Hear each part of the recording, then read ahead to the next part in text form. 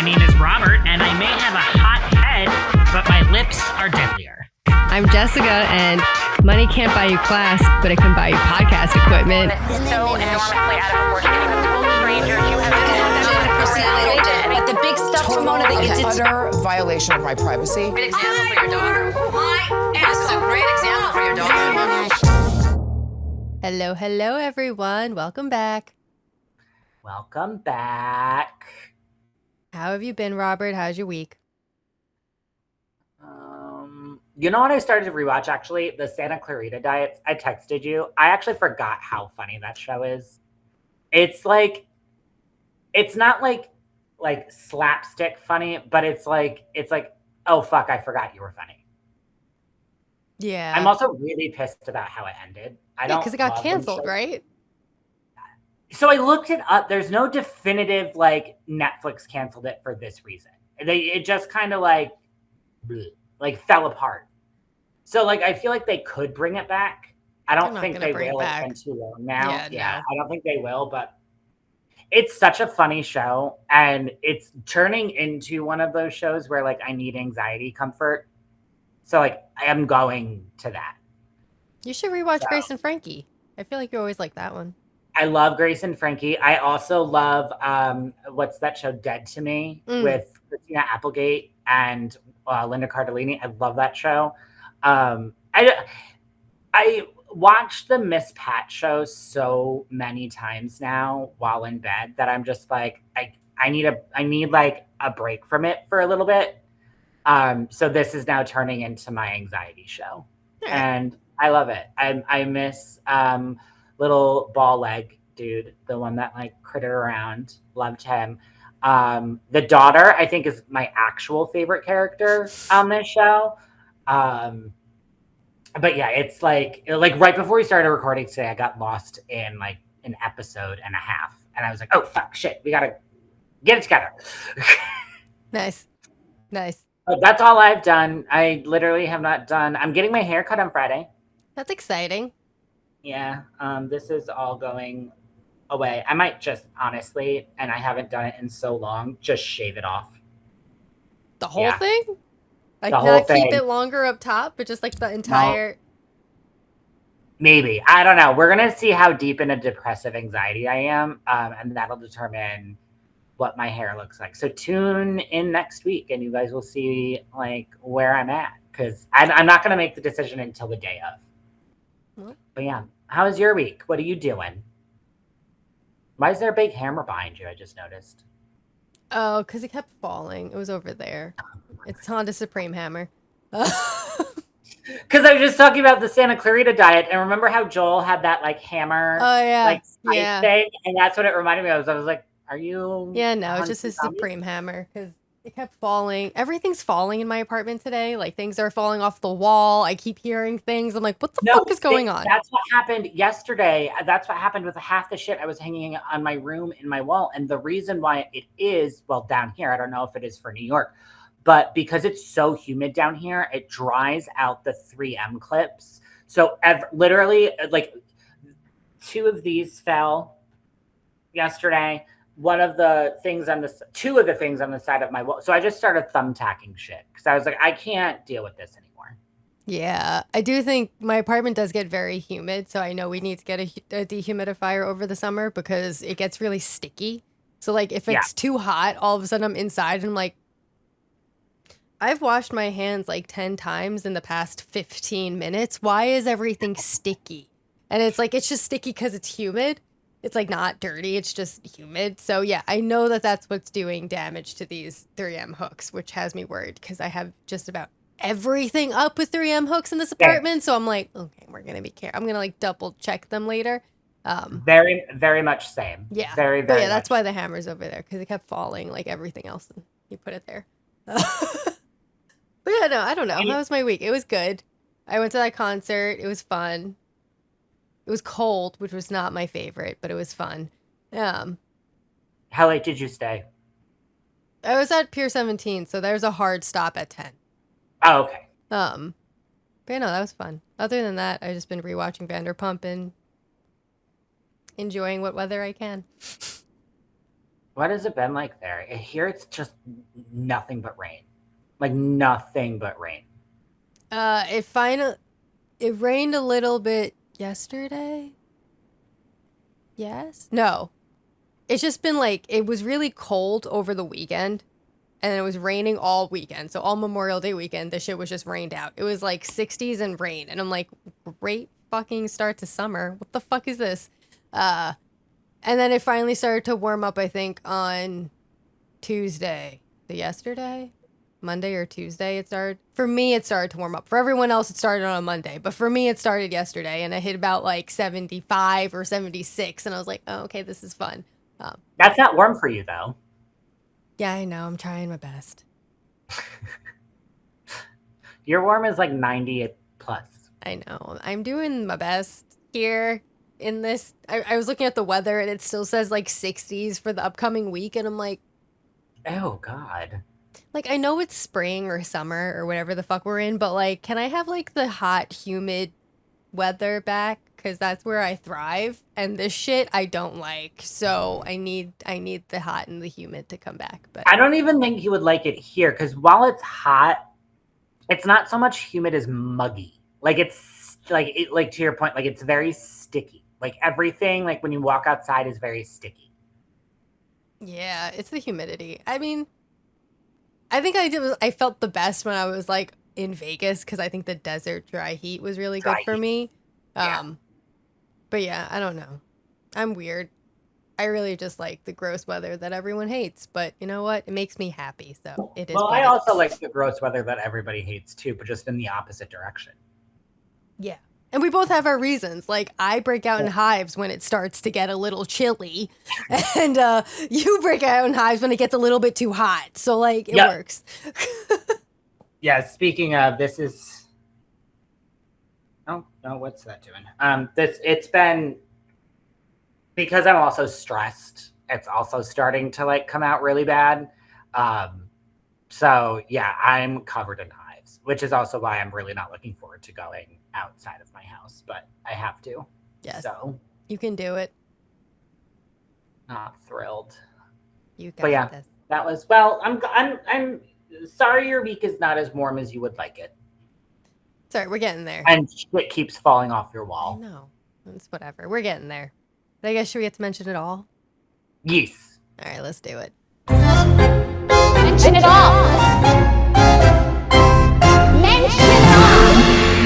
Okay, so my mention it all, the Southern Hospitality trailer dropped for the reunion.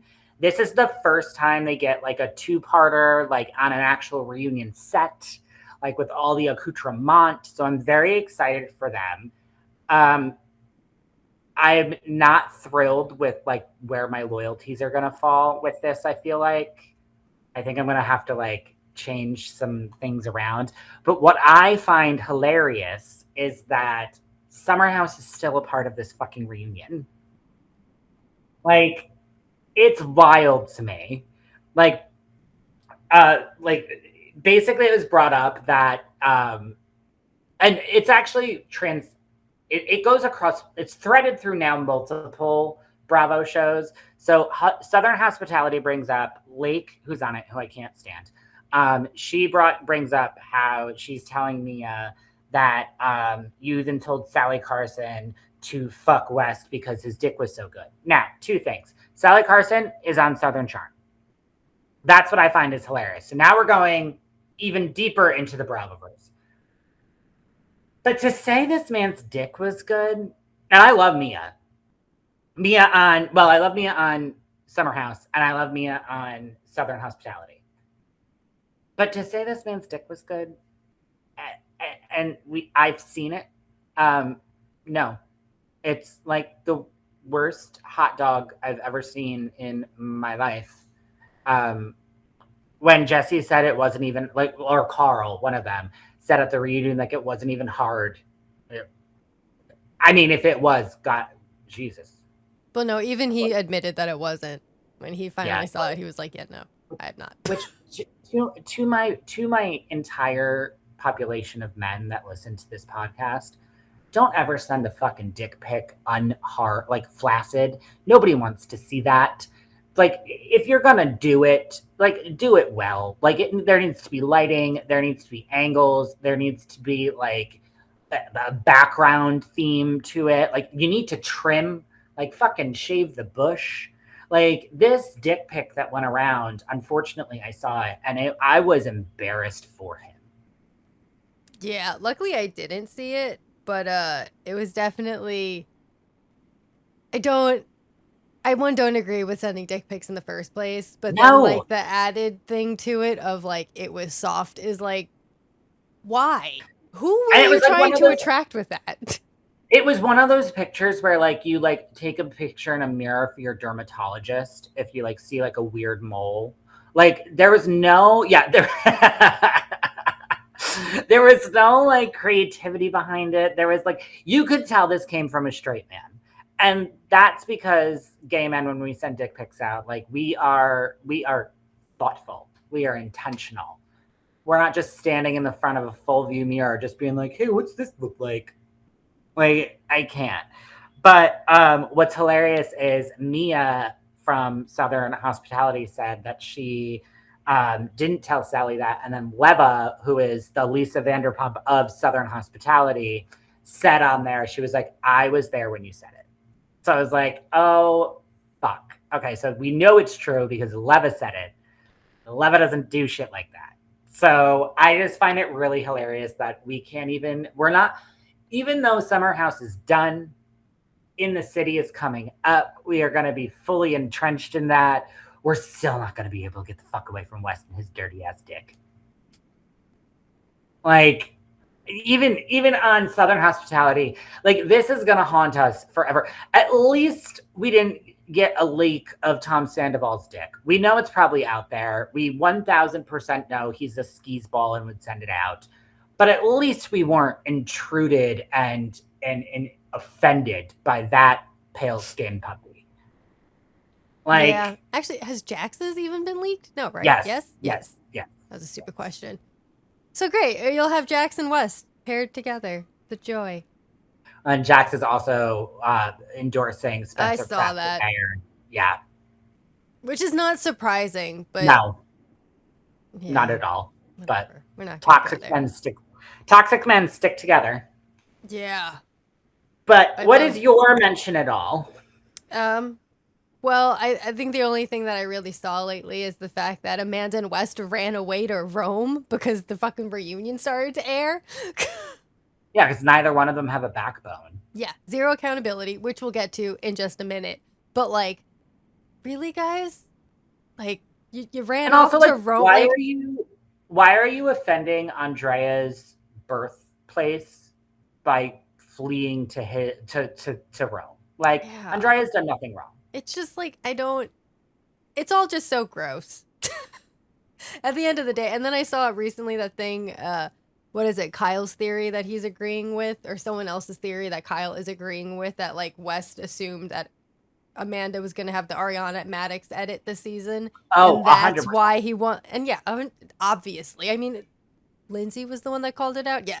Lindsay was the one that called it out at the reunion. So like, yeah, that is what is occurring. But like, it's just face your shit, dude.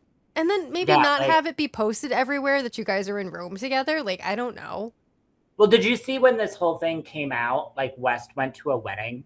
Yeah. And was like, without and Amanda. Left Amanda. Yeah. And I was like, this tells you everything you need to know about this man. He can't, and even at the reunion, which we'll get into in our deep dive, but like, he can't own shit. I don't like people that like throw a rock and hide their hand. Like, if you're gonna fucking do this shit, own up to it or don't do it at all. Yeah. No. But I guess on that note, should we get to the reunion? Yes. All right, let's do it.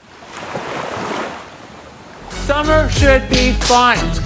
Amanda, not fun. Okay, Summer House reunion. We're finally fucking here. But before we get to it, we're going to do a brief recap of this during our regular episodes of this one. And we're going to do a deep dive tomorrow, so you can actually hear all of our opinions, because God knows we have a lot of opinions about this reunion, and it's only part 1. So keep your eyes out for that, but it will be for a subscription. So we'll announce everything on Instagram, TikTok, YouTube, wherever. But yeah, I just wanted to make that little announcement before we dive into all of it. I've already watched it 3 times. Like, to the point where, like, my mom asked me, she was like, how many have you? I was like, 3. It's been 3. The amount of times I had to, like, pause it to take notes because, like, everything was happening, and I'm like, I need to write down what they said. What? Like, and it was the first thing you and I did this morning. Like, we woke up and immediately started watching it. Yeah. Yeah. I got out of bed and was like, coffee, Summer House reunion, let's do this.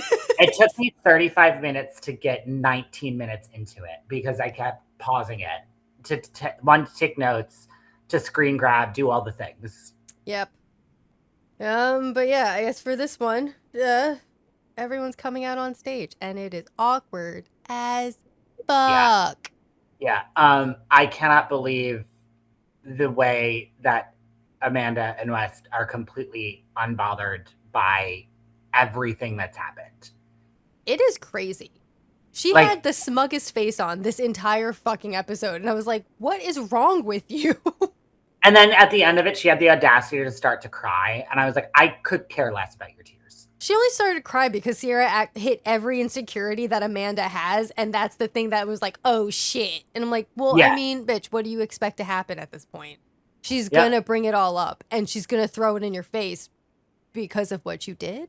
Well, what I loved about that was it was a double team. Like when Lindsay was done destroying and eviscerating West, Sierra hops in and then takes the baton and destroys and eviscerates Amanda. And I was like, I don't know if they planned it. I don't know if that was like, I don't think it was planned because it was too perfect. Like it was just like one of honestly the best reunion moments I've seen on Bravo in the 20 years I've watched it.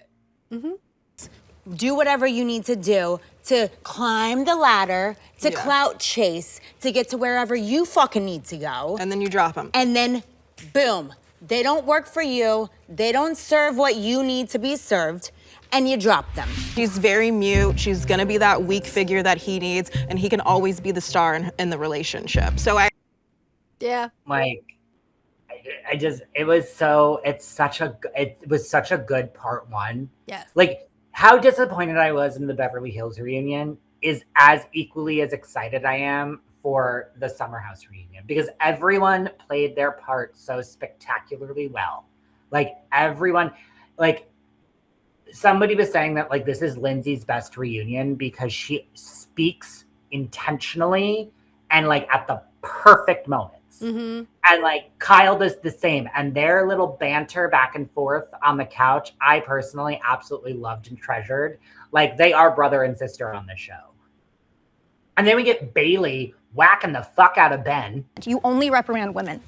Yeah, I think the why I really enjoyed it was the fact that like there wasn't Andy didn't make us wait, because you know how there are those reunions where he makes you wait, where it's like, oh yeah, this came out, but like we'll get to it later. We're like, we'll get to this in like the third part. And it's like, no, we didn't need that. And this was just like from the minute it started, like I think it was a half hour of like before they even got to the stage of like them all discussing things and finding out.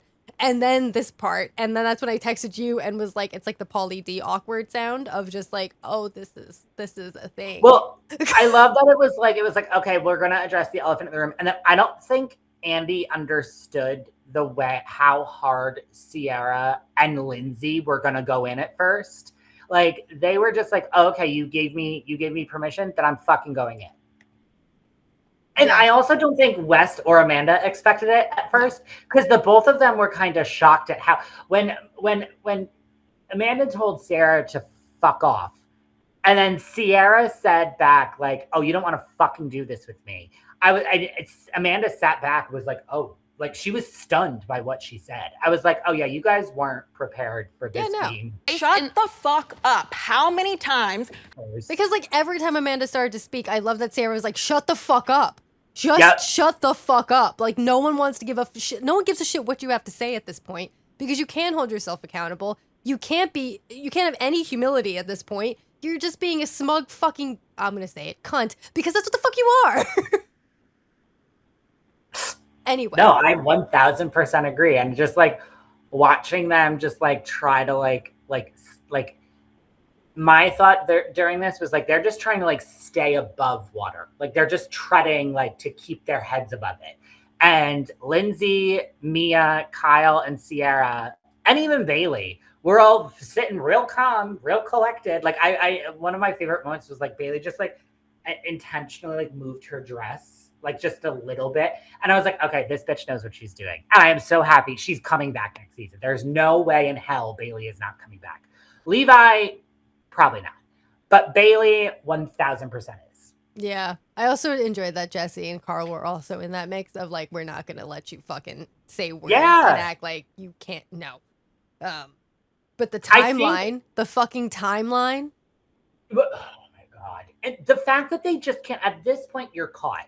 At this point, why? Like, I love that Sierra was like, no, you're still fucking married. You're still, like, by the state of New York, a la Carl saying, no, New Jersey, you are still married by the state. So, like, you are still married to him. So, what is the actual fucking timeline? At this point, you don't lie about it. Yeah. Especially, like, again, don't lie to us as Bravoholics. We can piece all this fucking shit together. We know when this happened. Yeah. And to have the audacity to say, oh, we fucked after we made that statement. Oh, I literally audibly said, oh, fuck off. Yeah. No, that most unbelievable statement I think has ever come out of their mouths. But it was just, they didn't even believe it. Yeah. I don't even think they believed it when Amanda was like, oh, it was after the statement. After the statement? Yeah, no. Because they can't. No, the fact that Amanda also in this entire thing was like, as if this doesn't happen to everyone. Like, you can't help who you fall in love with. Meow, meow, meow. Like, you know, oh, I'm supposed to stay celibate because I'm separated. Like, I can't. Bitch, no one told you had to stay celibate. No one's telling you can't go off and live your fucking life. You can be separated from Kyle and fuck whoever the fuck you want. Just maybe not choose West. Like, your decision and who you went with is the issue here. And that's where you can't say you're sorry about it. 1000%. That was where, and I think that's what, like honestly, what pissed off the whole other side of the couch is like, you're not taking accountability for anything. Like you're saying that it's your emotions or whatever that made you want to ride Pencil Dick West until the cows come home. But that's not the point. The point is you have made the conscious decision to fuck your best friend's ex while still married to your husband and not tell them. I would have so much grace for both Amanda and West if they came clean at the jump. Yep.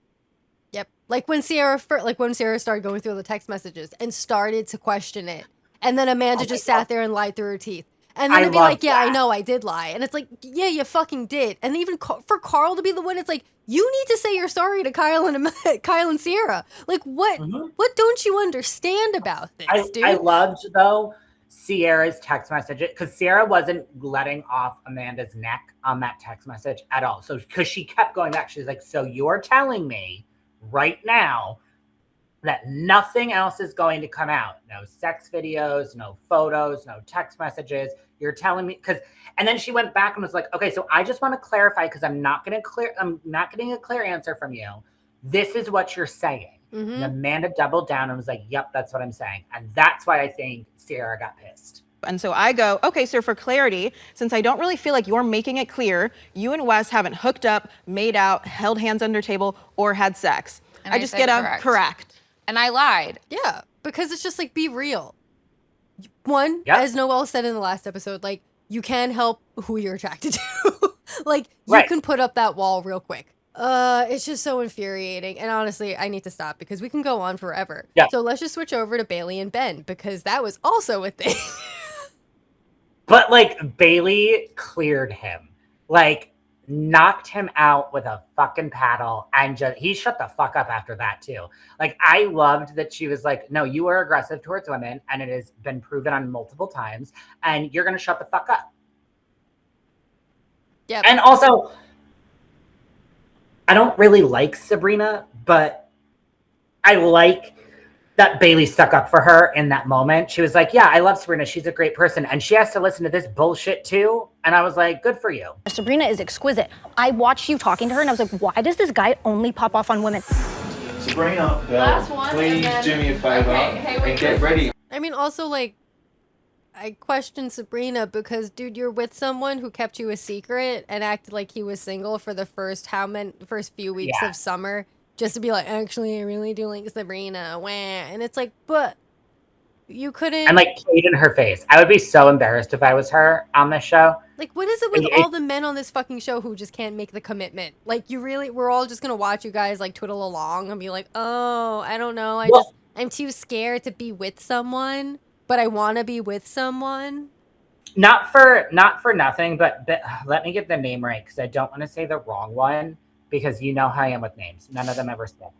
Ben reminds me of Kenny on In the City. Like they have very much the same vibes. Like the girl moved out here. I feel like Sabrina has kind of the same vibes as I think her name was Whitney. Whitney. Like, and you are right. She does, yes, 1,000% look like the girl from Vanderpump Rules. Yeah, you're like. There was like one shot that I was like, oh my God, it's you. When you said that, I was like, oh fuck. Okay, yeah, now I see it. But he gives me those vibes, like kind of like a secret asshole. Like he's not like he didn't come up like he had redeeming qualities, and then when Bailey pinpointed every single time he was aggressive towards a woman, I was like, and when Bailey admitted, she was like, yeah, I would fuck Carl 100% because he was sticking up for a woman, where in your instance, you were demeaning a woman, therefore I didn't want to fuck you. Want to make out with him? Because, yes, I did. Because he wasn't yelling at me, a woman, you jackass.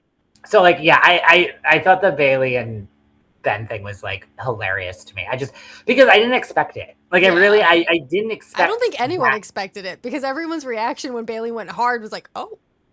Well, okay. Lindsay literally said, oh, I think we touched a nerve. Yeah. I think we pushed the button. Yeah.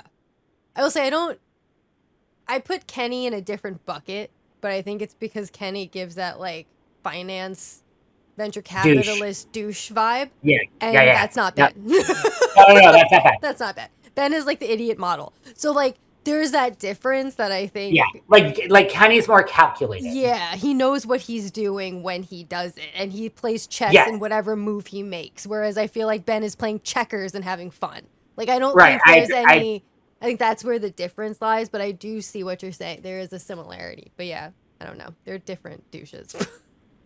Different grades of douche. Yeah. But yeah, and then everyone was on West and Amanda for how they texted and didn't text anyone to apologize. And that's when we find out that West decided to not text KJ, Bailey, or Levi, which I think is fucking absurd. You know how I feel about my sweet baby bird KJ. Like, his story broke my heart. And that's when I texted you and was like, you're going to cry. I do love that you sent me that. And I was like, what? I'm already crying, like into my ginger ale / iced coffee this morning. Like, I know that that's happening. And then when you got to the part that I was going to cry at, I was like, well, fuck you. You're 1,000% right. I am crying at this. Yeah. Yeah. Like, but yeah, the fact he had the audacity to then like turn around and look at KJ and be like, oh, I'm sorry I didn't text you. I would have punched him in his fucking mouth. And he only said he was sorry to KJ. Fuck Bailey and Levi. It was like, I don't give a fuck that I didn't text either of you. You two don't matter. And it's like, as Bailey said, this affected everyone. Everyone. What you did fucked up this entire house at the end of the day. Like, you ruined a show. You ruined the house. Well, that's kind of the thing that I was thinking about is like you ruined the show because now casting has to go back and look at who is actually going to be able to come back in like 3 weeks from now. Like who is going to be able to film? I do not feel like Amanda will be coming back. She shouldn't. Would be shocked if Wes does. Shocked if he does. And like, so then you put everybody else's contracts and you're putting their wallets at stake of like, do I have a job or not? So like, I get why this would affect every other person in this house, but Wes doesn't see outside of his short pencil dick. Yeah. And it's like you guys became a family, especially this summer. I felt like everyone really like bonded and came together. And that's what everyone else said. Like Jesse said it multiple times. KJ was like, this was the best thing. Like all of this was so special to so many people. And you two just fucked all of it up. This is family, and obviously family has issues, but I just feel like there was a lot of fraudulent activity. Like the fact that, and we'll get into it on the deep dive, but like the fact that KJ said Sierra and Mia were with him at like his darkest time, and like he didn't have that necessarily before this season. Like I think he might have had Mia because I think they were family friends or their moms knew each other. There was a Queens of Bravo posted something where it was KJ being held by Mia's mom or Mia's aunt or something.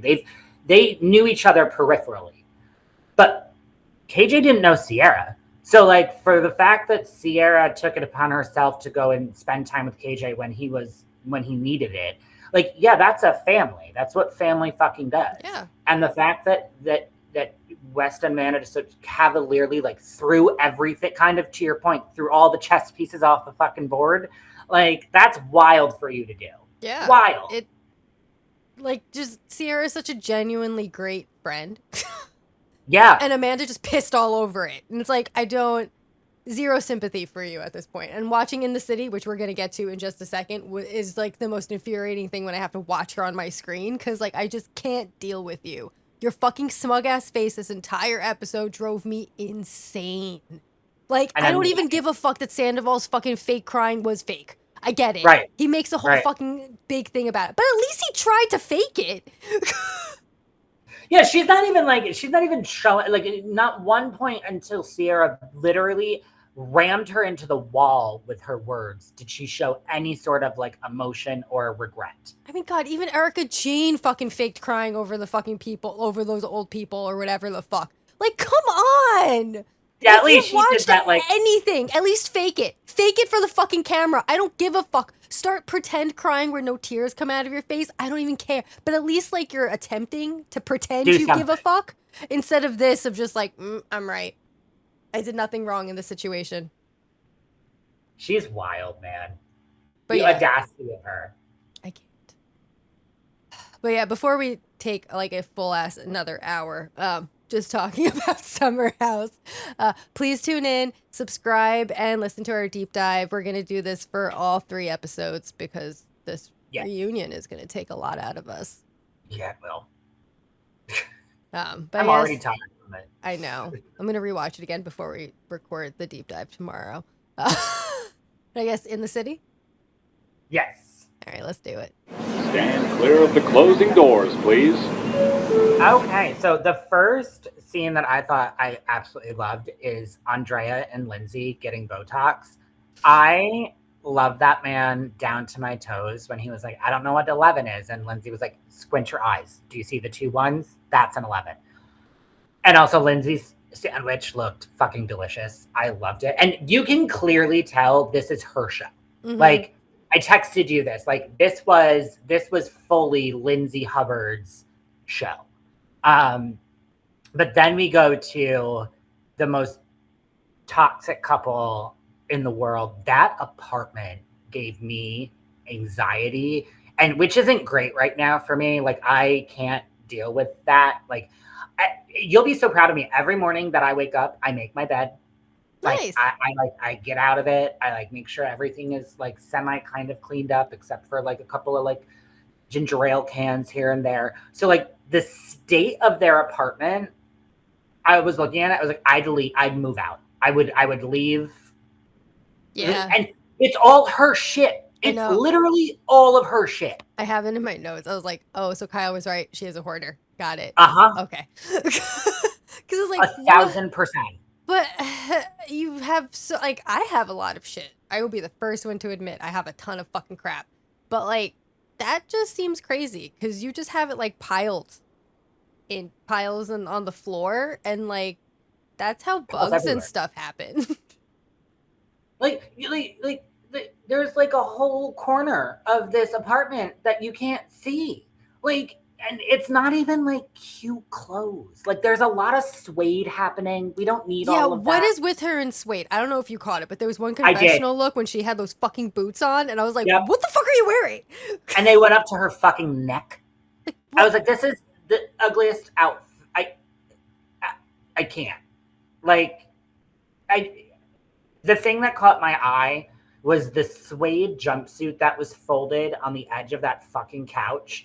And they immediately panned back into the closet, and all she had on the top of that closet was rubber boots and suede boots. And I'm like, I need to purge everything you have. Yeah. There was just a lot of, at first I was like, maybe it's because she's packing, but then I realized it wasn't. And I was like, oh, you just have this much shit. And like, I don't give a fuck. Find a home for it. Because again, this is how bugs and critters come. Because they like the clutter. And if there's clutter, they'll make a home there. Oh. Well, and I'm the first one who's like, no. How she packed. She was just throwing everything into a box. And I'm like, what is this? Like, literally, what is this? This is telling me that you've never had to like be an adult and move in your entire life. Yeah. I've only had to do that when it was like a rush. Because I would wait till the last minute. And I'm like, oh, fuck. I need to just throw this all in here. And I'm just going to throw it in the car and bring it straight to the new place. And then I'm just going to do the same thing over again. But yeah, that's the only reason you should do that. Not to, and that's what's wild is she's not even being forced out of this apartment. Like, she's not even being forced to do any of this. Was all her decision to make. Yeah. Because then she was like, she said something along, she was so rude to Kyle in this. Like, I couldn't pay attention. I honestly, like, I started it, and because I guess it happened, like, right after the reunion, I, like, didn't give a fuck. she was just talking, and I'm like, I can't deal with you right now, so I don't. She was packing, like, a pair of running shoes, and she was like, well, I guess I need to pack these, in case I need to run away from you. Yeah. I need these sneakers, too, just in case I need to run away. Run away from your own problems? Wow, okay. Harsh. And my note for that is, you're such an insufferable bitch. Like, you're now at this, because at this point she's fucking West. She's fucking West at this point, and you're saying all of these things to him, thinking we don't know, thinking you're coming off a great season of Summer House where you come across as the victim, so you can say whatever the fuck you want to say to Kyle, and we're gonna just look at it and be like, oh, go girl, go. No, I'm looking at it now, being like, you are a duplicitous idiot. Yep. Agreed. But then we go to Lindsay and Gavin. That's the name. I love Gavin. Yeah, I don't mind him. I wish Gavin was gay. I know he's not. Yeah, no. I know he's not. But, like, I really wish he was, because he would be such a good gay. Like, he'd be such a good gay for Lindsay. Like, those two at that bar were bitchy as bitchy can bitch. And I absolutely loved it. Like, this was like... I love how messy he is, too, because the fact that he hired Rob as his head chef killed me. I had to pause it and rewind it and be like, is that fucking Rob? I was like, what the fuck? And then in my head, I was like, oh, you a messy queen. You are a messy, messy fucking queen. Hiring Danielle's ex, who Lindsay loved, and who Lindsay now hates, Danielle. Like, that is... And then to have him film with you, and... Bitch. I loved it. I was just like, I can't... This is amazing. This is just too good. It's just too good. I fucking died. I literally was like, okay, this show is good. And I absolutely know Lindsay was the cause of it. 1,000%. Actually, you know what? I can't say that, because Lindsay looked genuinely shocked that it was Rob. Oh my God. Like, and I do love that Rob is like, no, I'm not talking about Danielle. That's in the past. But the both of them were like, so what's the deets on How Danielle? do you feel about this? Tell me everything. He's like, no, I don't want to go there. He's like, I have to go back to work. You can talk about this. I was like, I liked Rob when he was on Summer House. I could tell when they were actually filming him, though, like he was over it. He's like, I don't want to do this. Honestly, that's the way I feel like a lot of the boyfriends who come on to the show give me that vibe. Like, why the fuck am I here? Like Mia's ex now currently did the same thing. It's just always this feeling of like, I don't know why the fuck I'm here, but I'm here. Okay. I love that it was Rob. I thought it was so funny. Yeah. They did such a good job. But yeah, they're talking about, well, first they were talking about Kenny, which then it did that switch back between Lindsay and Gavin talking about Kenny and Whitney, and then Kenny talking to Whitney about them. Right. So yeah, it did that also, thing first. I'm sorry, like, Kenny, like, you can't get upset if you give somebody the keys to your apartment and then they walk in. Like you can't, like, yeah, I'm pretty sure Gavin didn't just like waltz into your apartment while you were having sex. I'm pretty sure he was like, hey, I'm coming home. Here's the key. And if he's living with you and he's a roommate and he's got like, he's able to I don't think he was a roommate. It sounds like he just like would stop by and hang out. It didn't. No. They weren't roommates. No. Kenny just said like, I gave him the code to my place, and he would just always come by whenever he wants, and he would just come and hang out. Different. And then it wasn't like, it's like Friends when they would all just go to Monica's apartment. Like, you just walked in. There was no sense of like, is it okay? Well, that's different then. So I can understand why they were upset by that, because like, yeah, if you don't live there and you don't have like rights to come in, like, you can't just waltz into somebody's home. Yeah, but I will say, Kenny getting upset that Gavin was blowing up his spot about him being a fuckboy. Was absurd, because like, you are, and he was just calling it out. And even as Kyle said, like, he's used to you just like being in a relationship, but like, not really. Right. And now all of a sudden you flew this woman across the country for you to be in a relationship, and now all of a sudden you're all about this lady. Like, I don't. So like, I get it. I don't see anything wrong with Gavin. I think the problem's with Kenny. And I will pretty much always think that.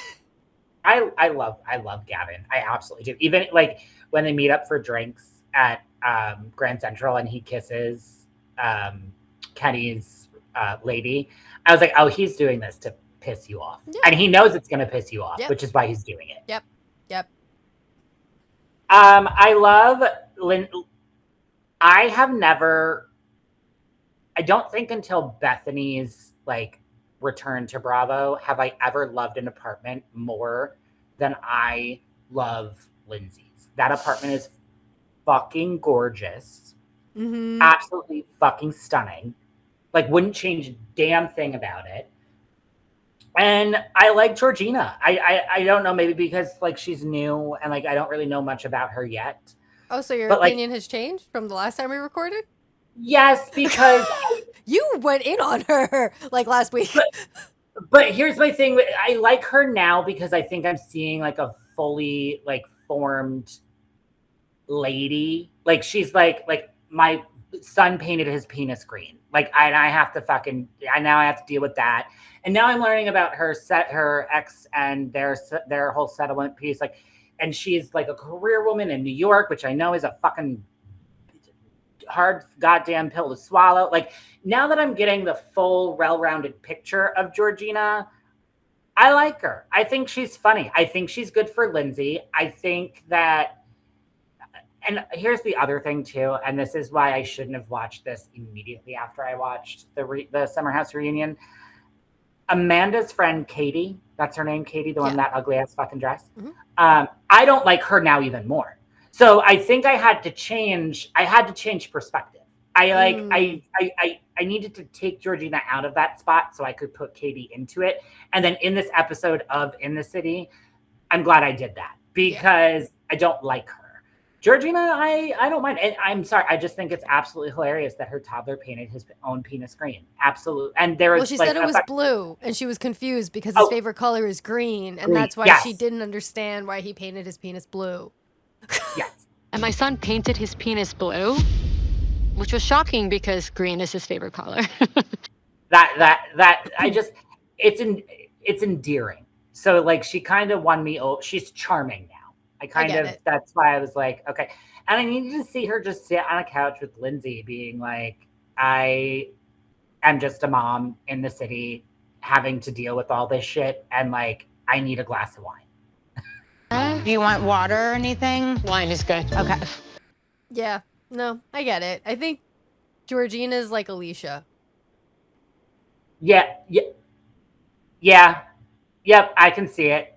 And I think that's why like I'm okay with Georgina and why I was fine with her last week too. It's like you're just that airheady one that like okay. All right, no, don't whatever. Get me started on Alicia. We'll get there. We'll get there because that was a lot. And I also kind of love, this was hilarious to me, like in her divorce settlement, the lawyer had to remind her, like, you can't force someone to hang out with you. Like you can't like put it contractually in their divorce, like we have to be like, no.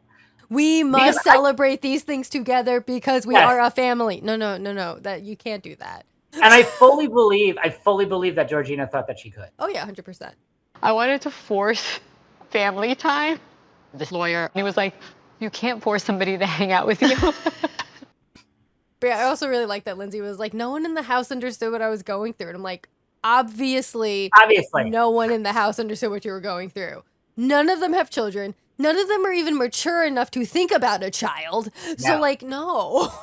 I also think it's really interesting the perspective I have now of Lindsay's ex watching this versus watching Summer House. I thought her and her ex had a really amicable, like, we're parting ways. Like, this is like, I'm not saying Bethany and Jason Hoppy level, but like, this is, I think it's a lot more toxic than Lindsay was letting on in Summer House, which is why I know that this show was for Lindsay Hubbard. This was Lindsay Hubbard's show. I mean, it's like Lala and Randall and all of the rest of them. Like, you get into these things and then you get divorced or you break up. And then all of a sudden now it's like, I don't want my kid on TV. How many different... I mean, it's even happening on Atlanta, which I know we're going to get to in a minute. But like, yeah, like it's the same shit. I was just say that. Yep. And they're using it as like a form of control, which I don't love. Like, there's a part of it that's like, okay, I understand you don't want your kid out there. Like, I would, if I had a kid, I'd be that parent that's like, I don't want my kid on social media because, like, I don't know who the fuck is out there. Like, that's not what. No, I'm gonna be the one who's gonna like hide their face. So I get that portion of it, but there's this other part that's like, no, you just want to control, and I don't like it.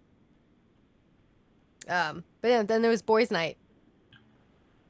I instinctively hate whenever we have a boys' night episode on any show because I'm like, I'm immediately turned off. I don't want to see it. The only reason why I was interested in this one is because Andrea was in it, and I just love that man. But like, I don't care. This was like a big like boo-hoo-hoo for Kenny, and then he like went after Gavin and was like, what you did in there is what you're doing there. Shut up. He made a point, and his point is not incorrect. Like, he's not wrong. And for some reason, you're like standing over there with Lindsay. I'm not happy with the way that went down. You got to have your boys back. And he's your friend, so like, let it go. See, I don't know if they're friends. I really don't. I know that like they're supposed to be friends, quote unquote. No, they are. But I don't. You can tell. Kenny's just so angry at him that I'm just like. Because he called him out in front of Whitney. That's why he's angry at him. It's the same reason that, like, you know, the rest of them all get angry at each other. It's because they don't want to be called out. But at the end of the day, they are friends. It's like, you know, fucking rewatching VPR with Sandoval and Jax. Like, shitheads. Yeah. Obviously. Yeah. But they still found their way back to each other. I'm like, yo, you're still my bro. I mean, are you? But whatever. Well, I was going to say, look how well that turned out. I don't even think they're friends now. I mean. Like, I get it. I do. Like, I think they have like roots and everything, but I think at the end of the day, like, would like Gavin or Kenny be there for each, like, if like the worst thing happened to them in the world? Not really. Like, I think like Gavin would probably get that from like, well, what's ironic about this is Kyle is the glue of the whole, is kind of the glue of the whole group. Like, yeah, Kyle is the glue for the guys and Lindsay's the glue for the girls. I mean, it's kind of like, honestly, it's like the Valley, because the Valley was created and it was Kristen as the core, right? Because everyone was Kristen's friend. And then you had Jax, who was also the core for the dudes. So like it kind of centered around them. So it's a similar thing of like, this one is Lindsay and Kyle. Because they're it is eerie how similar they are together, like the Valley in this show, because then you've got moms going through motherhood. It's the same thing. the same show, just East Coast versus West Coast. I mean, that's what I said. I was like, in the city is just going to be our version of the Valley. I mean, it is. Oh, and then we have the party. Whitney's Welcome to New York party in Grand Central. Which I've been to that bar. It is a beautiful bar. Like it is. Sure, it's in Grand Central. And I wrote a note for this for this while they were all getting ready for this. I was like, oh my God, I really fucking miss New York. I need to come back. The settlement hits, we'll figure it out. But then when Danielle and her partner Owen, thank you. You know I'm bad with names. Owen were getting ready. He was upset that he didn't have a closet. And then they went to Danielle's closet and I was like, that ain't a closet. And then I literally looked out of my bedroom door and my walk-in closet is like right there. It's not even attached to my bedroom. Like it's just a separate space. And I was like, do I miss New York that much? Like it's like a walk-in. I can go and I don't dress now anyway because I'm not in the world. But I can go and I can pick my things out, pick my shoes out. And I was like, do I miss New York that much? I digressed. Yeah, they're at the bar. It's cute. I love that Andrea brought someone for Lindsay. I thought that was hilarious. Me too. And at first I was like, I don't know. And then Lindsay was like all hot under the collar. She's like, I got to go to the bathroom. I got to make sure my breath is good. I got to make sure I look good. I'm like, Lindsay, this is your type. You just said short king. You're here for the short kings. And now this like tall Italian model walks in. Mm-hmm. This is my little surprise for Lindsay. What did he just say? No! I thought it was cute though. I like Andrea playing matchmaker. Me too. And he was so happy. He was like, well, if you're single and you're good looking and she's single and I'm gonna mash you guys together. And he remembered what she wore to the wedding. Well, exactly. I was like, this is just so cute. But then Danielle, but then Danielle walks in. So awkward. Like that's a DJ. That is also a DJ Pauly moment. Like that was so uncomfortable to watch. Like, and Lindsay hates Danielle. Yeah. I thought it was just like a play for the show. No. She does not care for her. No, hates her. And it changes. Like obviously in real time now they're friends because Danielle announced that she was pregnant and Lindsay was very happy for her. But like in this moment in time, like wouldn't piss on her if she was on fire. I love when Danielle like walked up to her to say hello and Lindsay was like, oh, okay, hi, walk away. Hi, Lindsay. Where's that go? Oh, hi. How are you? Good, how are you? I did love that. Like that was where I was like, oh, okay, so you don't like her at all. And then Danielle getting upset about Kyle telling her like, he was stirring the pot. He was. Like the words "boy crazy" were brought up and things. He were also called her a slut. Yeah, I was like, Kyle, what are you doing? When he said, I didn't think he was gonna say, and I even remember watching it today, being like, oh, when he called her a slut, and I was like, Kyle, no, dude. Like he was like, maybe slut was mentioned, maybe boy crazy was mentioned. Never mentioned. I know. I was like, if I recall this conversation the way I saw it, none of these words were used. But okay. Like Lindsay, I don't want to say the word slut. All Lindsay mentioned was that she gave Carl a handy in the back of a car. Yep. And like. Nowhere in there was Lindsay ever calling her a slut, boy crazy, anything. And then Kyle finally landed the plane because that's what's wild is Kyle, you already had this in your back pocket. You should have just led with this one, was like the whole beach conversation between Lindsay and Danielle. Lead with that. Yeah. Didn't have to do boy crazy, didn't have to do slut, didn't have to do any of that. But you, again, to your point, stirring the pot. Yep. Yep. And then it was Lindsay and Kenny talking. Okay, so I do have to say, I feel like Lindsay has met her match. Yeah. When it comes to a dude. I think he's like her, he's the male version of Lindsay. Yeah. I was watching it and I was like, okay. I appreciate a good alpha beta, like, or two alphas, like going at it, like fighting, like tit for tat, like neither one gave really an inch. I appreciated that. Mm-hmm. Yeah. It's like, you want to bring things up? I'm going to bring things up. I'm going to say this. But at the same time, I will say Lindsay's just being Lindsay. So, like. Well, that was when I texted you, and I have it in my notes. This is where I was like, okay, this is Lindsay's show. Like this is where Lindsay thrives, is having somebody that can. And Paige did it for her on Summer House. Mm-hmm. Not really. I feel also that's why Lindsay's role on Summer House kind of got like a little bit diminished, because there's nobody that can really go toe to toe with her. Not even Amanda. Because remember, Lindsay edited Amanda out of Instagram photos in season 3, and it pissed Amanda off. But Amanda never said anything. It was all Kyle who brought up the 17-page email. So like Lindsay hasn't really had a good feud since Paige left. And that's why I think this is Lindsay's show. This is, I appreciate your villains. Yeah. I don't like him, but I appreciate him on the show. Yeah. And then it ended with poor Kyle crying to his mom on a Zoom call.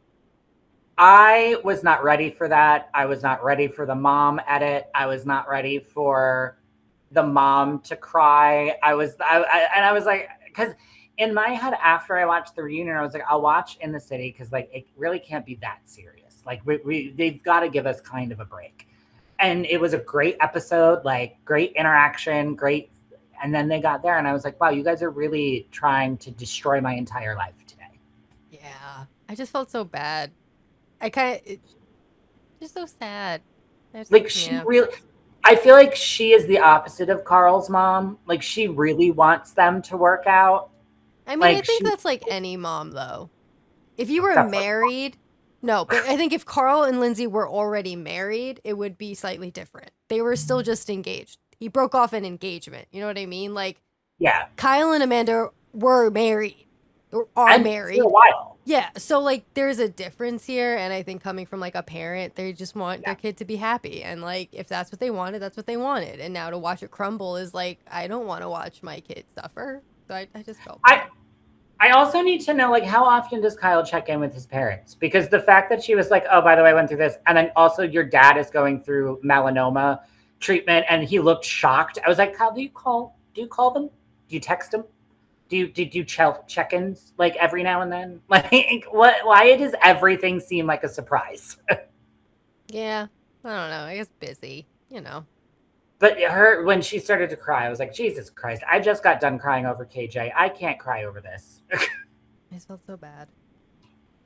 And then it's the preview for next episode, and it enraged me even more. And I feel like Bravo editors know exactly what the fuck they're doing, because it's Sierra and West sitting down with Amanda to talk about Sierra and West's relationship. And I'm like, you know what? Fuck you guys. Yep.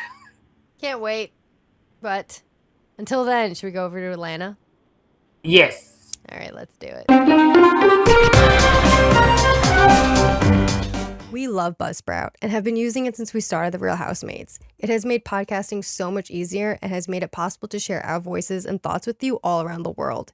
If you have an idea for a podcast and don't know where to start, follow the link in the show notes.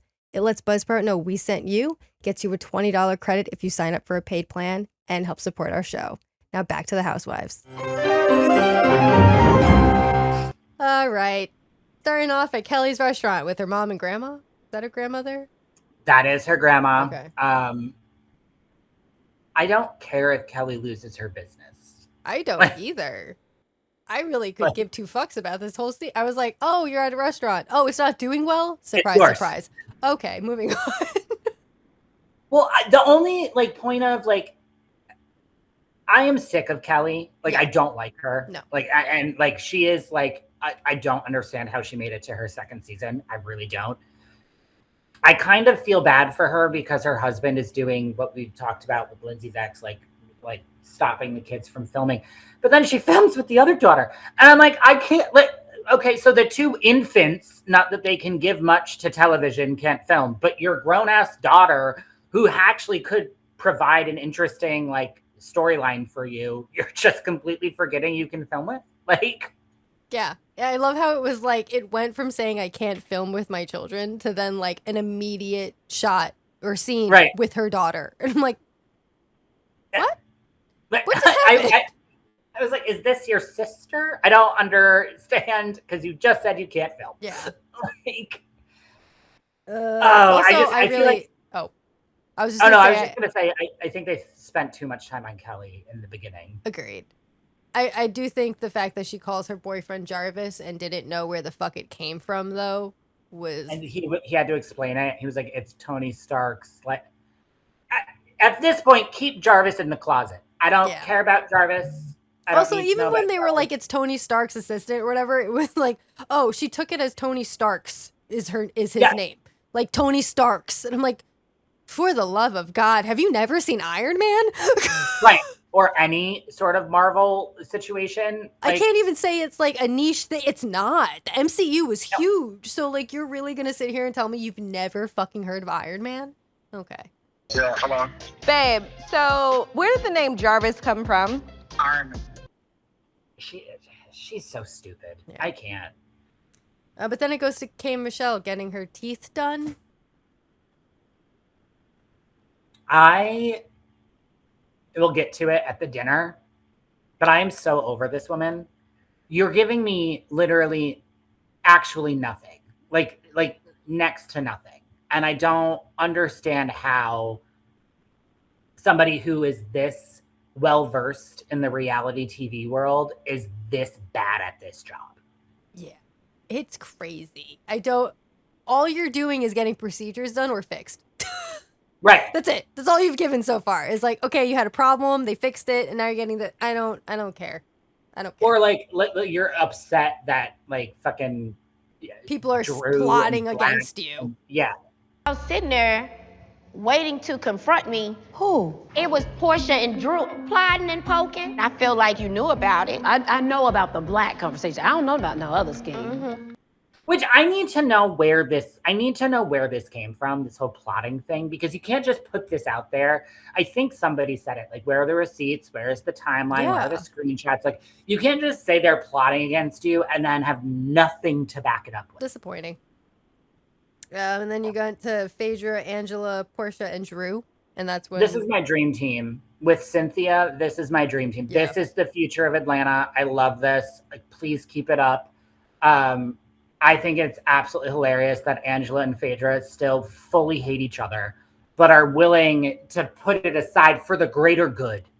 I mean, yeah, if you have to like come together just to shit on one person, right? Please do, because this is when Phaedra tells them all what fucking K. Michelle told her at Pottery, that the issue is fucking Porsha and Drew.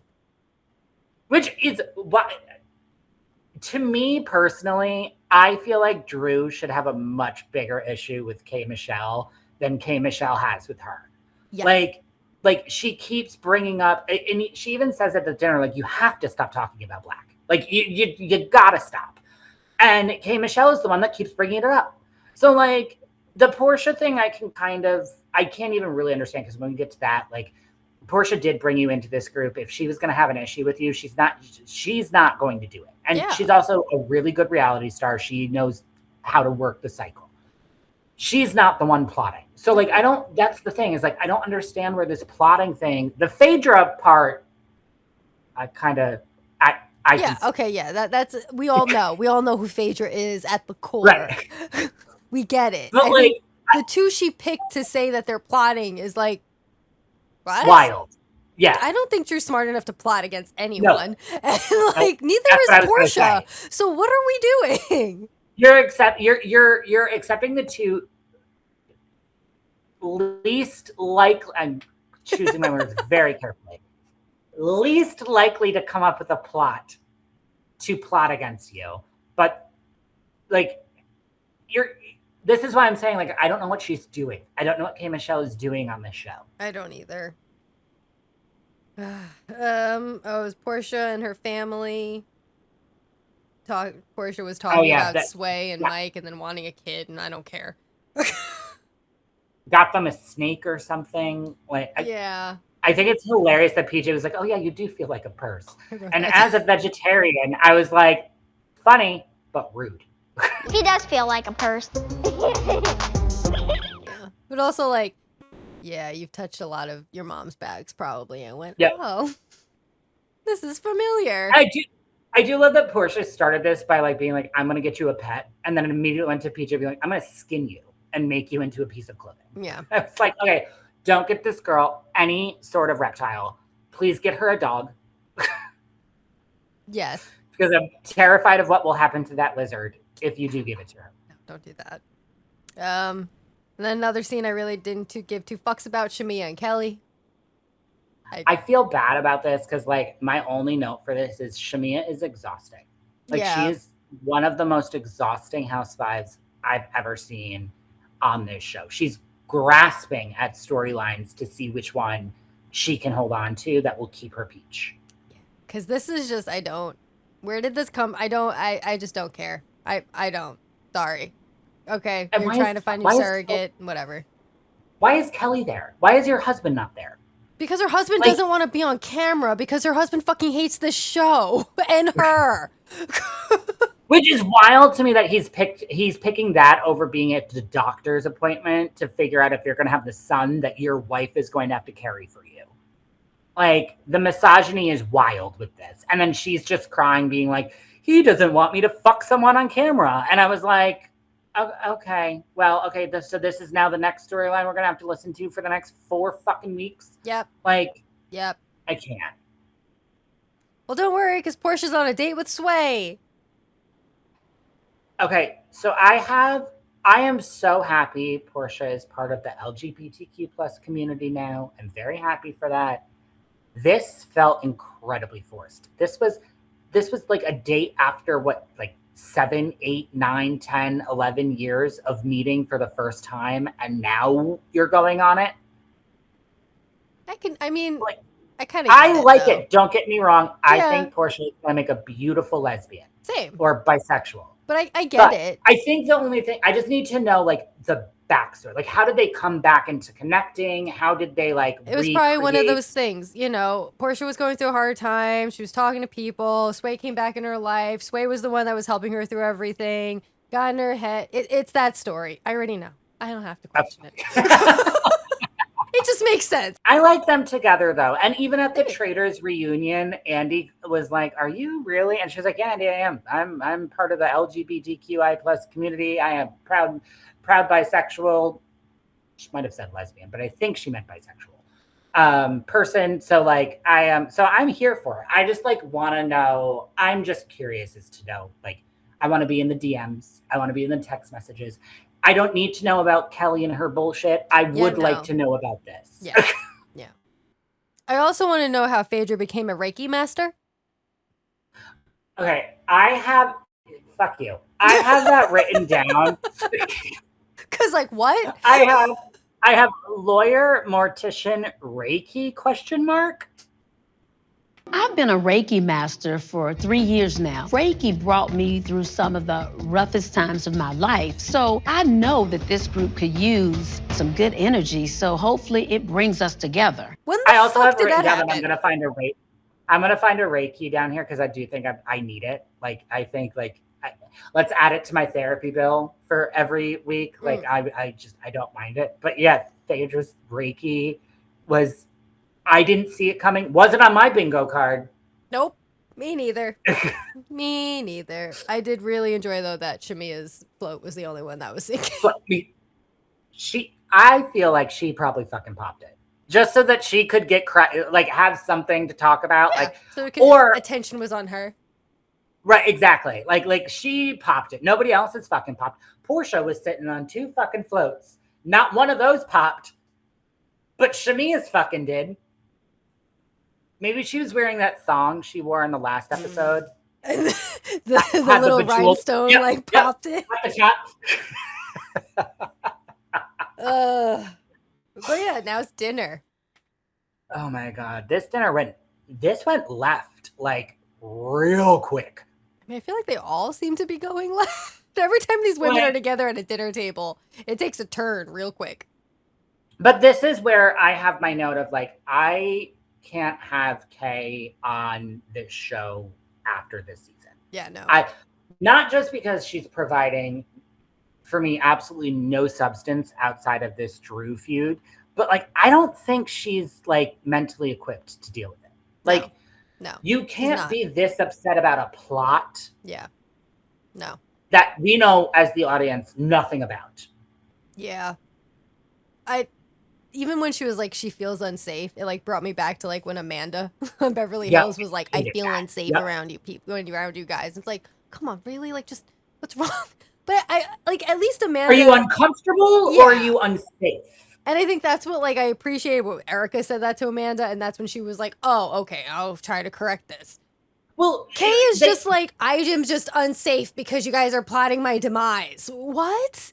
They kind of had that moment. I don't even know if anybody brought it up, but the producers did or the editors did when she was like, I feel unsafe because the first time I was around you, Porsha, I sat down at a dinner table and you were talking about the demise of someone's marriage. Hey, bitch, it's fucking Housewives. Have you never seen a single episode? This whole fucking show is around demises of friendship and demises of marriages. So I'm sorry if that makes you uncomfortable, then you need to take your pink slip and step to the left. Yeah. Because you are not a... My first encounter sitting down was you telling another woman that she slept with somebody at the BET Awards. Flipped for this show. And then when she tried to be like, oh, my ex reached out to me to tell me that Porsha wanted to date him, is like, okay, Porsha's dated everyone's ex. Drop it. Who gives a fuck? Come on. Okay, that I need to time my wine sip better because that almost fucking took me out. She has dated everybody. Like Kelli kind of wasn't wrong at this dinner table where she was like, well, Porsha's fucked every Haitian prince. I kind of believe she has. Yeah, and I mean, I don't think Porsha's going to deny it either. So, like, whatever. Because she's even admitted to when she fucked up her friend's marriage and was like, yeah, I probably shouldn't have fucked her husband, but you know what? It's in the past, so here we go. Like, and for Kay to be upset was like, chill the fuck out. You seem to be upset over everyone else's person. It's between Black and creating this mess. Well, so that's the other thing is she brought up Drew again. And Drew, I feel like, was just sitting there eating her chicken wing, being like, okay. And as Nene would say, well, now why am I in it? Like, I don't understand why you're bringing Drew up yet. And I think Drew finally had her limit with this one. She was like, you have to stop talking about me and Black. You have to. Yeah. And she was like, well, and I was like, you're the one that brings this up. Like, you literally... Thank God Drew's going to get another season because of K. Michelle. Because K. Michelle doesn't shut the fuck up about her. You know, you really need to stop saying his name. Shut up. John, I'm going to do what the I want. Stop saying his name. I'm going to ask you to stop. I'm going to ask you to keep my name out your motherfucking mouth. I don't know you. I don't know No, you know a lot about me. You want to run down my resume? Because you ain't got one, bitch. It was easy. Which is crazy. Because it's like Drew doesn't say a word about you. And the fact that this woman's making me defend Drew is wild. So, like, can we stop? Fuck, like, all of these shows are fucking me up this week. We're defending the man in the basement. Like, that's where we're at. Like, because you're just that bad. Like, that's not okay. Like, then it gets to Kelly's statement about Porsha. And you know what? Here's the thing that irritates me about these shows. I'm settling in. Remember when we used to do one of those Robert rant kind of things? Don't fucking put a prop in front of Porsha. She will fuck your whole life. Yeah. She dragged her across the reunion stage when Kenya did it. Yeah.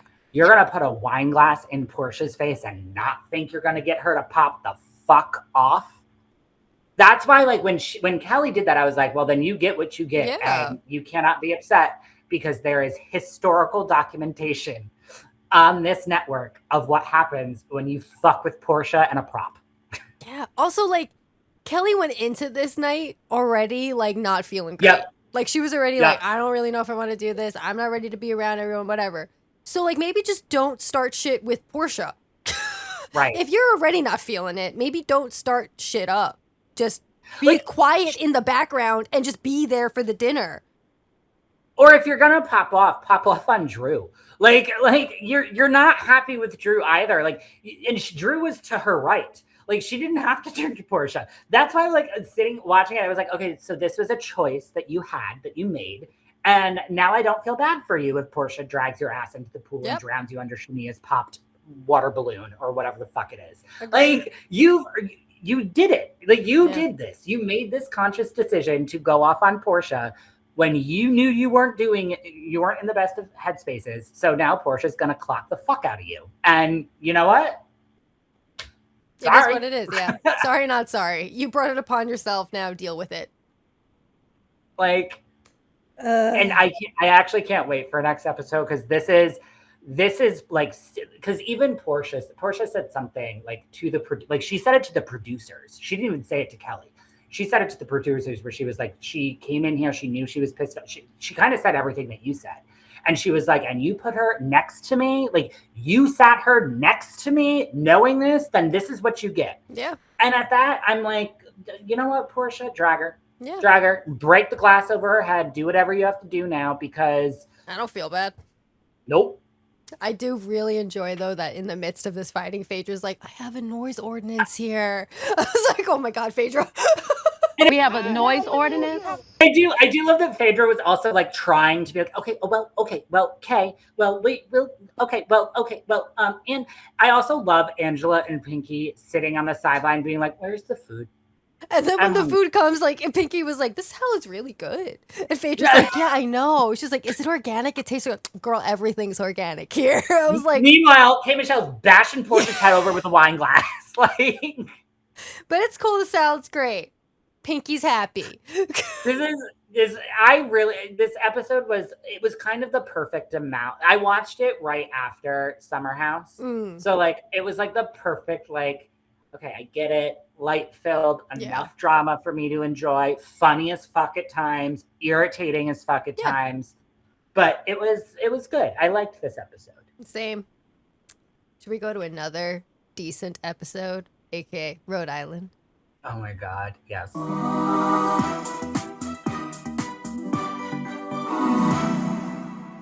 All right, so we start off Rhode Island with the aftermath of the Kelsey and Rosie blow up, I guess we can call.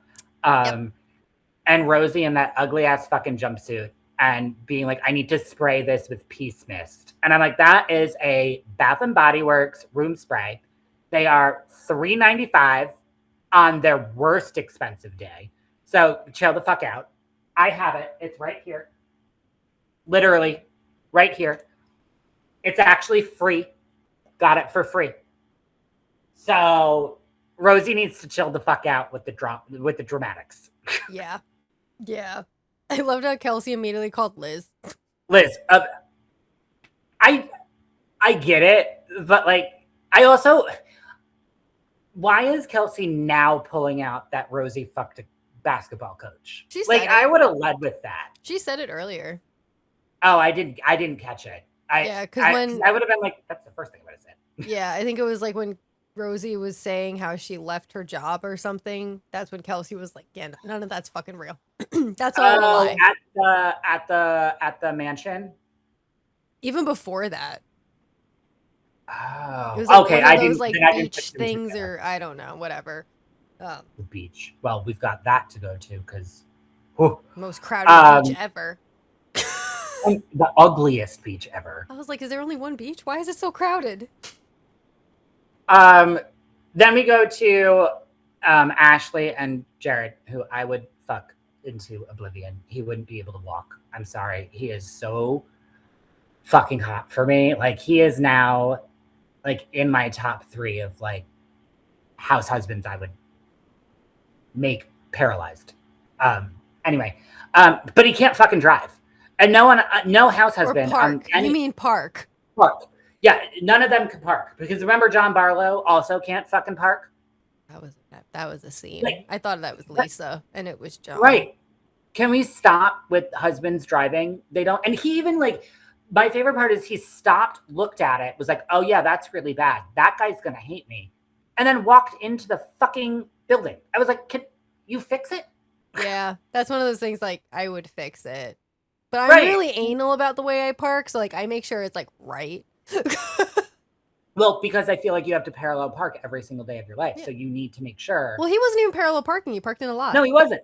That's what I'm saying. Like, if you're in a parking lot, at least go back and fix it. Yeah. You have to parallel park, so you don't have a choice but to park correctly. Yeah.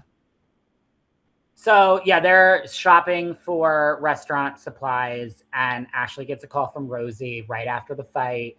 And even Ashley was like, is this a real fight? Like, I know. Ashley was like, was she just joking? Like, was she just making a joke?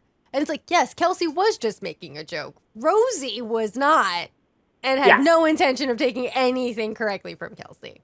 Was she trying to be funny? No. And even when Rosie was like, oh, well, if she's going, I'm not going. So, Rosie, sweetie pie, honey bunch, you might not be listening to this, and that's fine.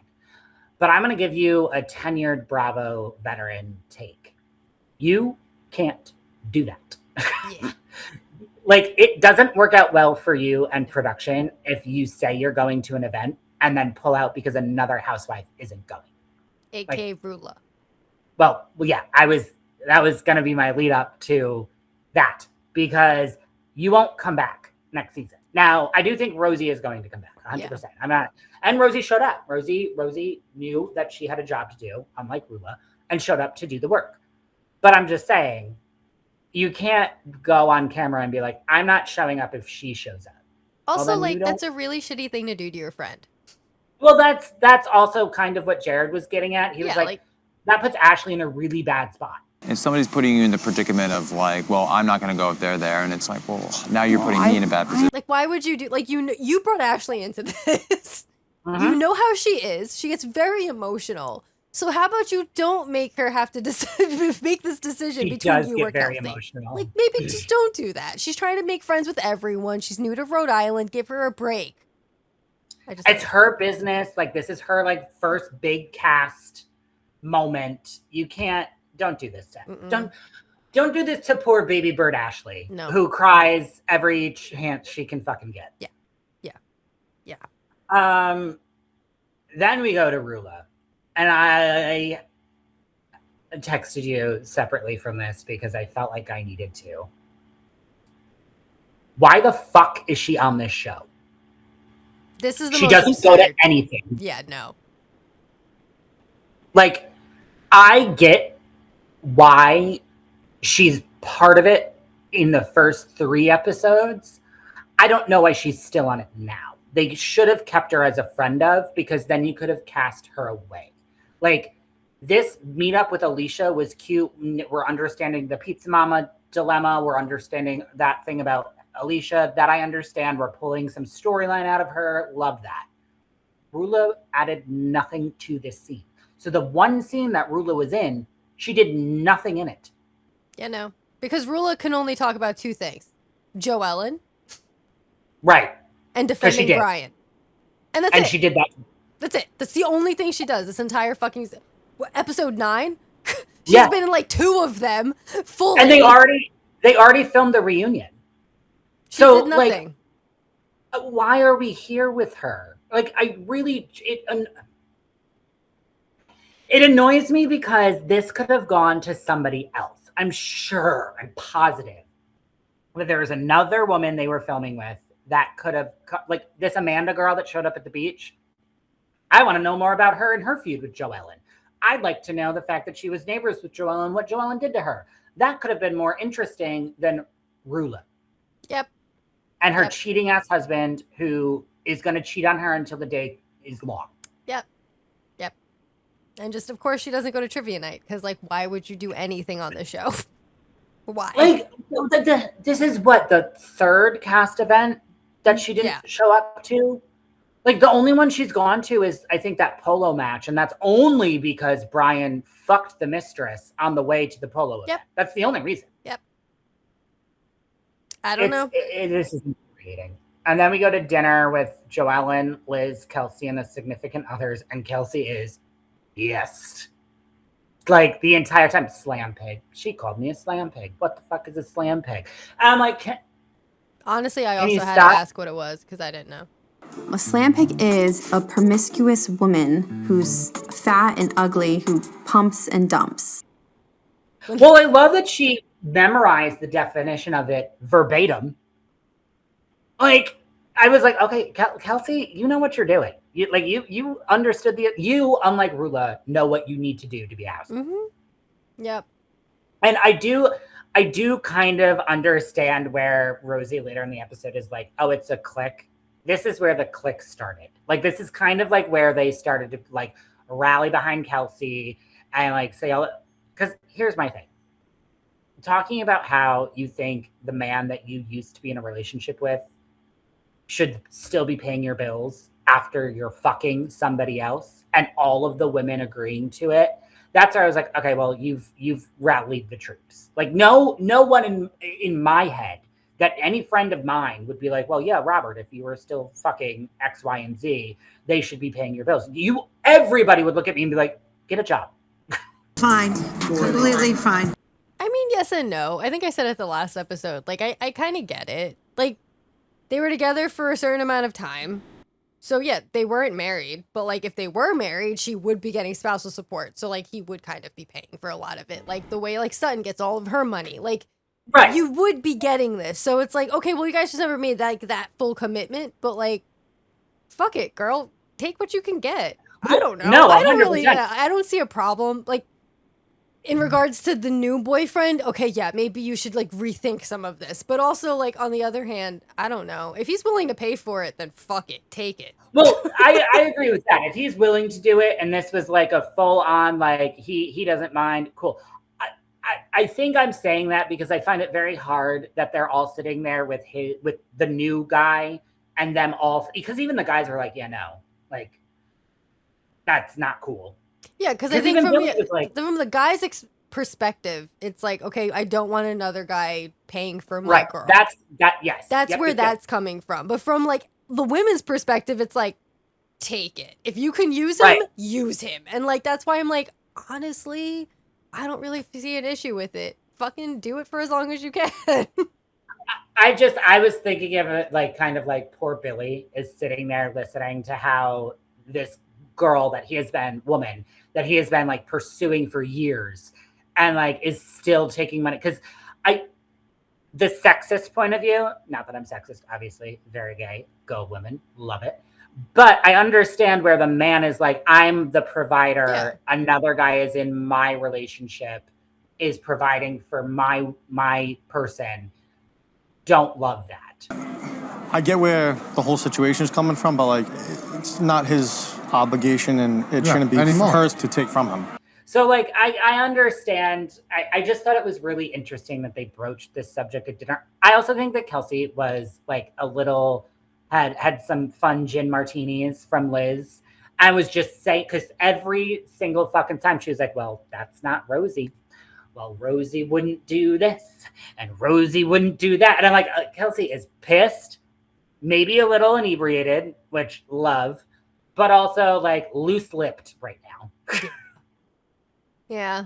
But I feel like I'm on Kelsey's side in this. Oh yeah, no, me too. 100, yeah. She did nothing wrong. Rosie went hard real quick. Well, so that's what's interesting is like, I liked Rosie in the last episode. Watching this one, I'm like, I can't be, you're like K. Michelle, I don't know if you're meant for this show. Like you are not understanding what this show is supposed to be about. Yeah. And then we go to Aubrey's, as Alicia would say. And I love Aubrey's. They go to Audrey's for trivia. I swear to God, they put the word lounge up there after coffee bar after this was filmed, because no way was this there that first episode. Like, where were the wine bottles while you were making your first cappuccino, Jared? I don't remember seeing them. Where, like, love it, but like, I mean, I feel like they're probably, I don't know if they have their liquor license or they're for specifically wine and beer. So like, it could just be for that event. They had it because like they could for that event, but not like serve it like on the menu, because like you can't do that if you don't have a license to do that. That's a good point, because remember Liz asked for gin and they're like, oh yeah, no, we don't. Yeah. Rosie shows up, which I'm shocked that she did. But also I love that Ashley neglected to tell her that Kelsey was showing up, which I thought was hilarious on Ashley's part because she knows what to do. Liz walks in looking like some type of like hippie Cher lookalike in her suede and her beads and her fringe, and loved the outfit. Thought that was super cute. And then we find out, shockingly, RHOA isn't coming. Surprise, surprise. RHOA can't come tonight. I did enjoy that Ashley put them all at separate tables. But they were literally 2 feet from each other. I know. Like, and then when everyone left leaves Kelsey, it's like, well, obviously she's going to walk over to everyone else. Like, what are we doing? I just was like, good try, Ashley. Good try. you attempted. Well, that was my thought. I was like, this was a good effort on your part. You are trying to be the peacemaker. Yeah. I like Ashley. And I do too. When Jared told her, like, this is Audrey's go into the office. Like, why are you freaking out? I was like, okay, Ashley, you know what you're doing. This is fucking fantastic. Yeah, then shit goes fucking wild when Kelsey walks in her slam pig sash. And if that does not get inducted into the Watch What Happens Live Clubhouse, I will be... We need that inducted, and we need the boobs. Karma Brown's tits inducted. Those two need to go in this season. Yep, 100%. She's beauty, she's grace, she's Miss Slam Pig United States.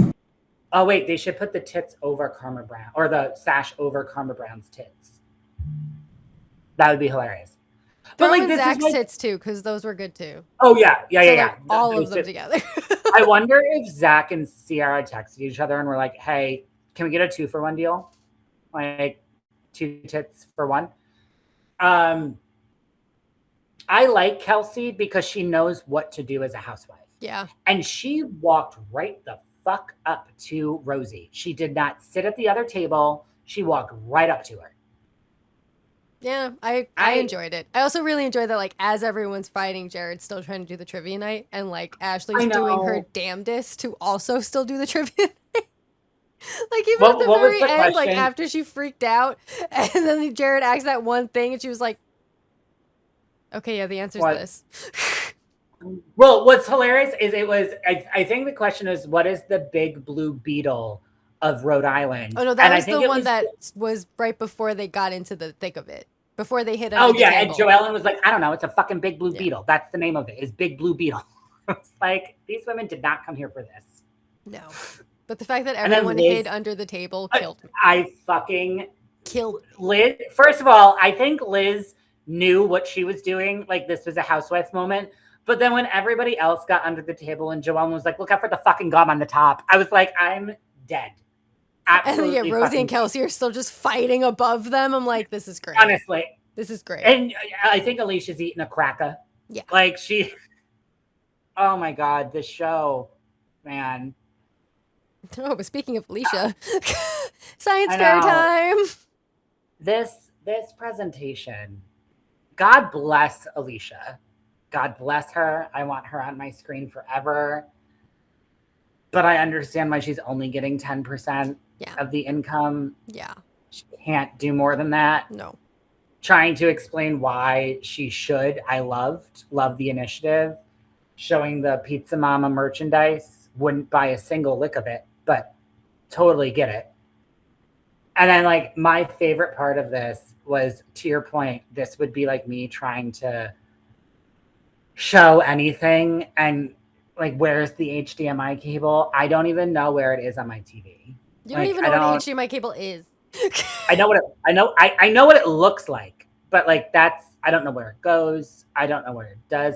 When I was trying to find the VPN to watch Real Housewives of Cheshire, that was hilarious because you had to come over and do it for me. Yeah. Because I was like, I give up. I don't know what to do. I'm not doing this. And yeah, no, not me. This is me. If I was presenting to like an executive, I'd be like, well, look at my trifold board. This part I'm nervous about because I don't know how to do the TV. This is why we're a team. You just gotta plug in the HDMI cable. I don't know how to do that. I'll show you. I don't even know what HDMI means. Like, See, like a science fair from back in the day. And then the best part is like Billy was like, yes, I'm giving it to you. And Alicia was like, so you're not trusting me. And I was like, oh, okay, Alicia, you're getting everything you want. Calm down. You got it. Shush, shush. Even when it was like, it's not that he doesn't like want to give you anything of this business. It's just that like from a business point of view, just not smart. You just don't have that mindset. That's all. And then taking to her little like My Little Pony notebook, being like, okay, so I, Alicia, am allowed 10%. My favorite part though is at the end of it when she's like, if I actually work. I'm like, okay, so we know, you know you know what you're going to actually do. Yeah. Unless she put her own clause in.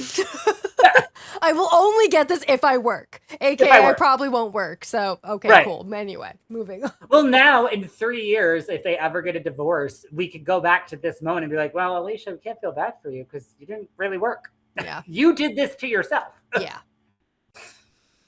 Okay. And then we start the trip to Boston. Oh, God. It's Alicia, Joellen, and Liz in one car. And this was the wildest. God bless a Housewives Sprinter van. Just get them in the back of a regular car and call it a fucking day. First of all, I knew it was going to be disaster when Alicia's idea was to bring that fucking charcuterie tray. I think it was Joellen's. I thought it was Alicia's. No, I think Joellen did it because Alicia was going to be there. And because, okay, yeah, that's No, I think it was Joellen's charcuterie board, which, I was also like, why do you have a full-ass board with you in this car? They didn't eat any of it before they got on. And then when my favorite part was Joellen was like, oh, don't eat that strawberry off the floor. You don't know where it came from. No, that was like, Liz. Oh. Because Joellen picked it all up to put it back on the board. And that's when Liz was sitting in the back like, don't do that. Right. Oh my God, that's disgusting. I forgot Joellen and Liz flipped seats too in the middle. And like, you're big, like, you brought the board is in the car. Like eat whatever falls on the fucking floor at this point. I'm sorry. Like and then it like I knew it was getting bad when Liz was like, I need to switch seats. And I was like, oh, she's doing this specifically to confront Alicia. Yeah. Because Liz was brought on by Dolores and Dolores knows how to housewife. Mm-hmm. And I saw this for what it was, and this was a Dolores move. If I'm going to yell at you and I'm going to get in your fucking face, I need to sit in front of you and not behind you. And then they were fighting about the homeless thing. And like, I get where Alicia is coming from. I really, truly do. Like, it is traumatic. I went through something very similar when I was growing up. Like, technically we weren't homeless, but there was no home. But I get where Liz is coming from of like kind of what you said, the optics of you don't want the United States of America to see you as a wealthy woman saying you're homeless when we do equate homelessness with living in a tent on the side of the street. Yeah. That's why it's, I get it from both sides. We're like, obviously Alicia went through something traumatic and is trying to express herself. I think it's just like, Liz is looking out for both Alicia and Alicia's family. Right. Of like, dude, you don't want that out there. Like, you don't want the world to think that you were homeless when you seem pretty privileged. So, like, maybe don't have that narrative be spoken about. So, like, that's really just it. But damn, these two popped off real quick. Don't tell me, Liz, that's pissing me off. And I like that Liz was kind of telling Alicia, hey, don't forget, you're on a television show. Like, this is not just us sitting in a car. Like, because I truly don't think Alicia is cognizant of producers or cameras or anything at all. Like, and that's why Liz was like kind of gently trying to remind her, like, you don't want to say out to the world that your mom and you were homeless when you had a roof over your head. And that's when Alicia, I get why Liz was pissed off. And she's like, now you're bringing my character into it. Now you're telling me like to shut the fuck up and I'm showing my true colors. I love that her response was, my colors are beautiful. I was like, yes, Liz, we believe that. And Joellen's sitting back there being like, I like she was like a record stuck on repeat. Like they had no fucking idea what to do. Yeah. It was just like they just went hard so quick. And I'm like, I don't know how this is going to get settled because like neither of these two women are the type to back down. So we will One see. of my notes is I was like, this does really remind me of New Jersey. Yeah. Like this was how fast this fight escalated and how like deep it got. I was like, oh fuck, we're talking to Teresa and Melissa. Yeah. But it's cool. We're going to watch Liz pull Joellen's hair and then get in a huge fight with her next episode. All while Rich fucking sings Frank Sinatra. Frank Sinatra, which is, I would have left his ass, honestly. Like, this is when she was like, oh my God, I fell in love with him from his music video. I was like, what? And like, he was dressed so terribly in a vest that didn't fit, in a shirt that should not have been worn with that vest. And he's not even that cute. Like, he's not attractive at all. Like, give me all of the other men over him. I mean, I don't really think any of them are, but that's my opinion, so I'm going to leave that one to you. I would dry hunt Jared into fucking 2032. Meh. I guess the Valley? Yes. Well, also something where, men. Yeah. Let's do it.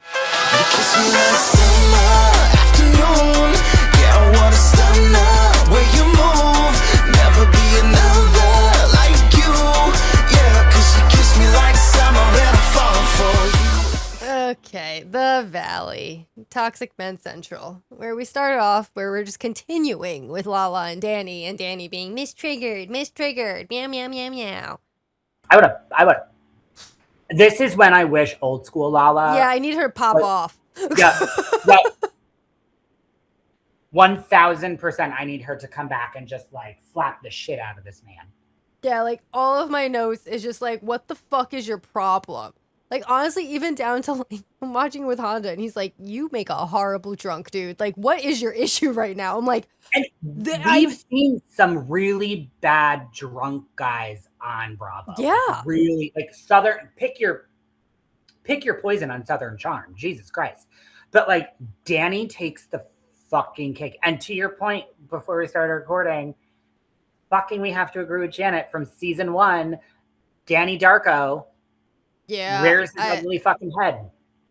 I hate that I have to agree with fucking Janet. But yeah, he's just so ridiculous. Like, I don't understand why he thinks any of this is okay. Whether or not it's because like he's drunk or not. Like, deep down, this is who he is. I don't not think that for a second. Like, when he was sober. And you can't tell me he doesn't do this with Nia at home. Like when he was sober finally and they were talking, I was like, there's no genuine feeling coming from you. There's no genuine look on your face. Like, you don't give two fucks about Nia.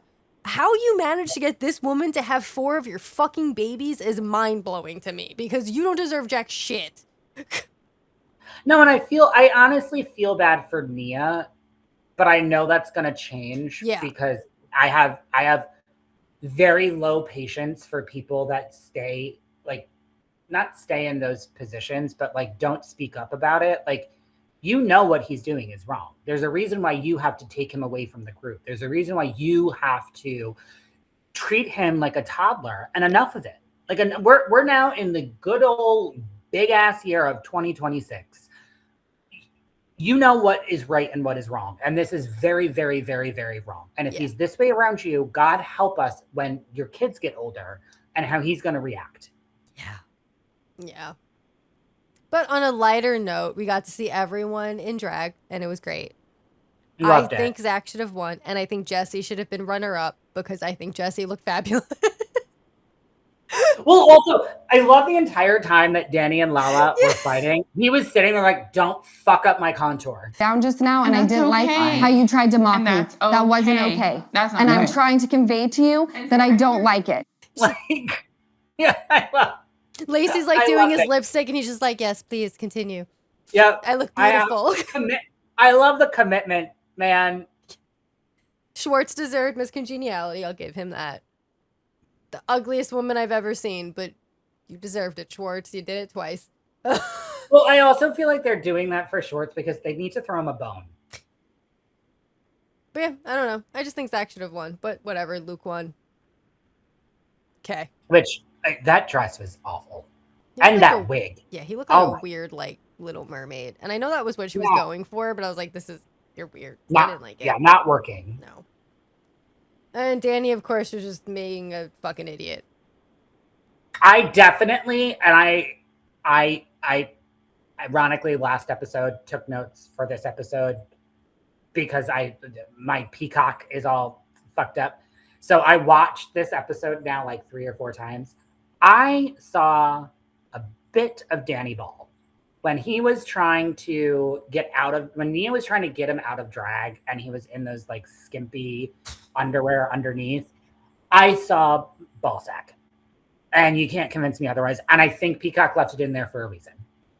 I just thought it was ridiculous that Nia had to like go take his shoes off, remove his lashes. I'm like, I can't. And then I know I'm skipping over shit, but the fact that like they were both so conscious and aware that they were mic'd this entire fucking time drove me crazy. Because I'm like, you were on the show for a reason. And now you have me fucking siding with Janet and Brittany? Yep. Seriously? Who said that? Can I help you take your heels off, please? Who said that? You're mic'd and I'm mic'd. Please let me help you take your heels off. Yep. I wholeheartedly agree with that. The miking part really bothered me. Like, there's a way to break the fourth wall, which we've seen done on multiple shows. Yeah. Like literally fucking Atlanta or fucking Summer House. There's a way to break the fourth wall. This is not it. No. It just seems like you're specifically hiding a bunch of shit from Yep. all of us because you're so conscious and aware of the persona you're putting out there on a screen. That you want to cover up. Yeah, you're making it too obvious. I already knew that's what you guys were doing. I didn't need you to tell me that's what you're doing. But by being like, shut the fuck up, we're mic'd. Take off your mic, we're mic'd. Why don't you just shut the fuck up? Is like, how about you just either don't talk?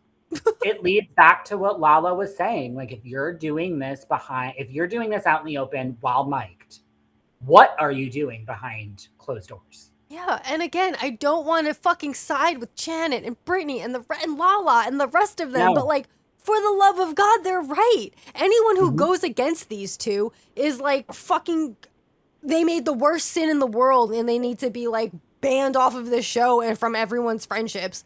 But like, what? Danny treats you like garbage, and he treats everyone like garbage, especially when he drinks. And the fact that you don't want to say that and you're just hiding it is absurd. No, I agree. I literally have written down, I was like, Danny is a dick. Yeah, they're like, yeah.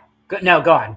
No, it's just, that's all I have. The amount of times I wrote fuck Danny in the beginning of this is crazy. Because then, it goes to the next day when they're finally like sober and trying to talk to each other. And that's when Danny kind of apologizes, but it just sounds like a load of bullshit. Definitely took the competition to a next level. Yeah. And wasn't talking to you in the right tone. Yeah. And I feel embarrassed by it. I'm really sorry. Apologize again. Obviously. I like where I can't believe I'm saying this, and this is really irritating me. Like, I'm literally scrunching my compression sock because I'm so mad. I get where Lala is coming from. And I think she approached this conversation with Danny with way more respect and way more transparency than I could have. And the fact that he in his confessional was like, and because she even said, she was like, I am the last one to judge you. There is no judgment. She is. And she said, I think she says in the next episode that the previews were for, like, I'm not good when I drink. When I drink, I turn dark. And the fact that Lala is trying to really respectfully and peacefully understand, like, Danny, I see something in you that I see in myself. And for Danny then in the confessional to be like, we are not that friend. I don't know why she's doing this. You don't have to be that friend. You don't have to be that person. She doesn't have to be close to you to see something in you and to identify something that is triggering to her, and that she understands and she sees, and she is trying to help you, because what she's seeing in you is a really dark, dark path. And unlike Lala at the time when she decided to be sober, you've got 4 fucking kids that you decided that you wanted. That didn't need to be said. We don't know each other like that. We're not friends like that. Lala needs to just mind her own business. Yeah. Even like This when he really pissed me off. Yeah, when he was talking to Nia and Nia apologized for bringing it up on camera, I'm like, this is so fucking ridiculous, because like we all saw Danny do this shit. We all saw him disrespect Lala. We all saw Lala trying to defend you, Nia, and you're coming at this conversation like, I know we normally deal with this off camera, so I'm sorry I brought it up when I did. It's because I was drinking. Like, really?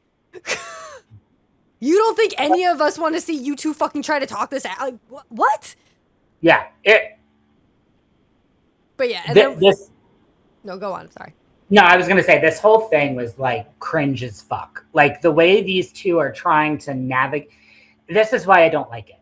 I don't like that they know they're on a TV show and they're trying to navigate it so that they get the positive edit. And everything we see as viewers is fake and made up, or for the producers, or a lie, or whatever. It's Janet and Lala putting stories out there, all this shit. Instead of the fact that we're seeing you for what you are, which is a really toxic, unhealthy relationship. Yep. And I also don't like that everyone just keeps using the fact that they're religious as like a weird excuse. Well, because Lala said it, Kristen said it, everyone has said it, that they're just like really religious and this is why they're doing the things that they do. And I'm like, listen, you have your faith, you have your faith. I'm not going to come at you for believing what you want to believe in. It's just that, like, I don't like that you're trying to use this as a reason for the misogyny to be okay. Like, well, what's interesting is the trailer for the rest of the season dropped today. And they did kind of put that in there, which is interesting to me because that is a big part of why Janet and Jason will never fuck with Danny or Nia, because Danny made a post about Charlie Kirk after what happened, and Danny and Jason, or Danny and Nia were kind of like, we like, this is unfortunate. We side with Christ and make Christ like blah, blah, blah. And Danny or Janet and Jason were like, we're not fucking with anybody that sympathizes with this man. And the fact that Bravo added not that into it, but the faith part into the trailer, which they've never done ever, I think is really interesting. Yeah, I will say they've brought it up a few times with Danny and Nia in this specific season, and I'm like, okay, I get where we're going. Yeah. But yeah, I don't. It's not an excuse. It's not an excuse. It's not an excuse for Danny to treat her like shit. It's not an excuse for Nia to take the shit. And it's not an excuse for you guys to hide your shit. So, like, just stop. You can believe what you want. Just don't use it as a reason. That's all.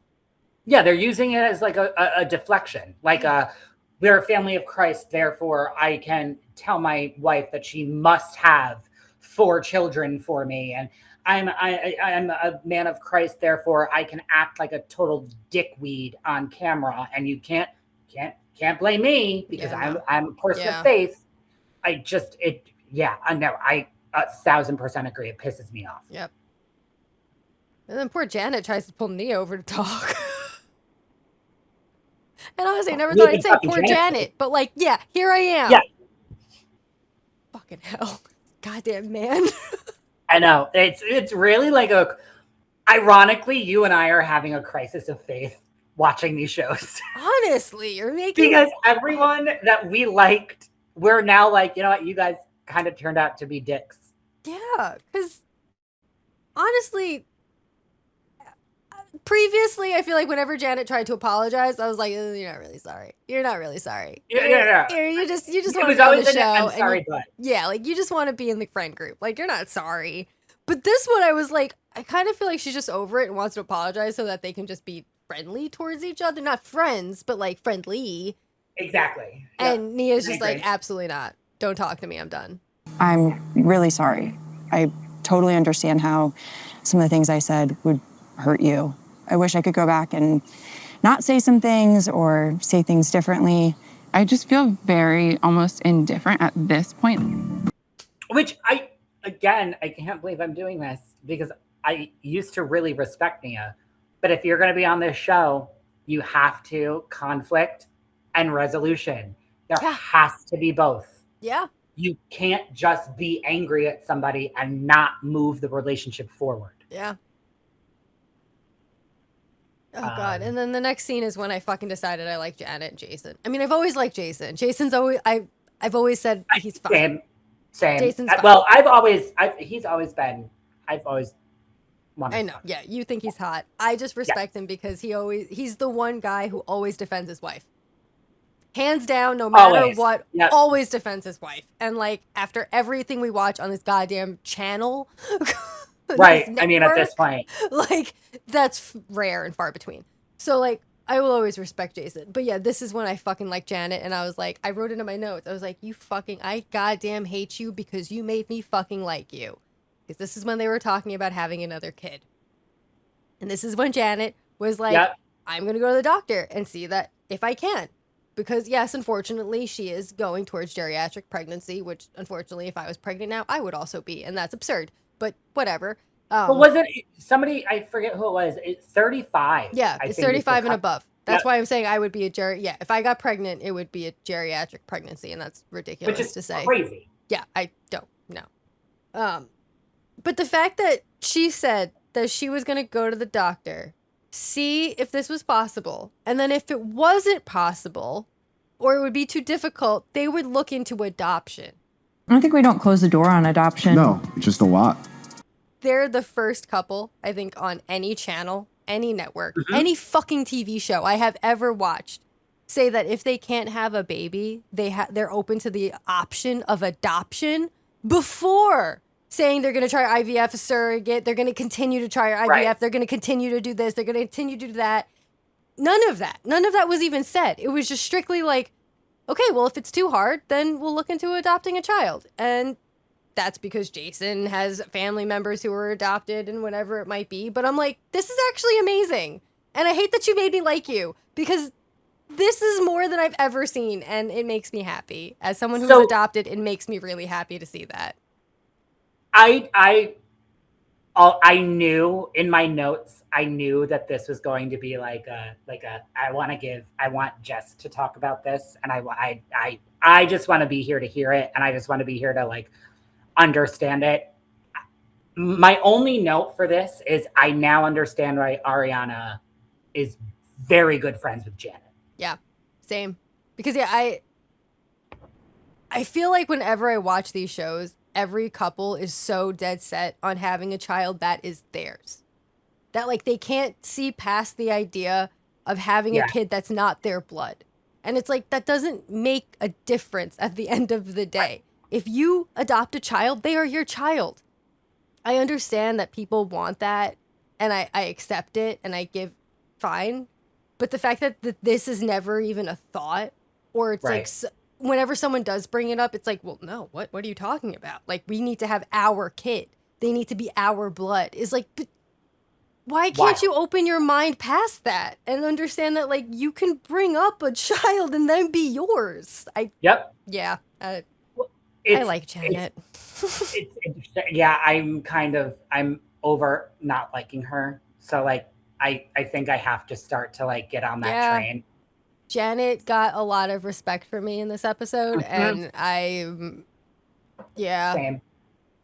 I'm not gonna say I like Janet, but I respect her, and I like her a little bit.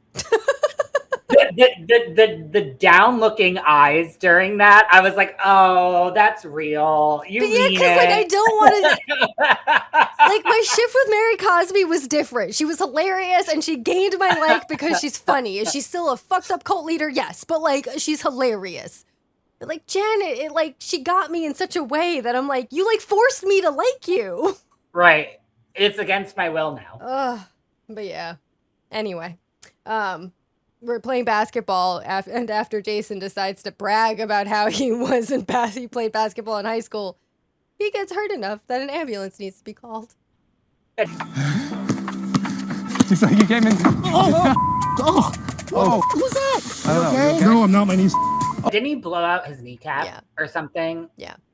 Which I know a lot of people that did that. Fun fact, I never blew out my kneecap, but I blew someone's kneecap out.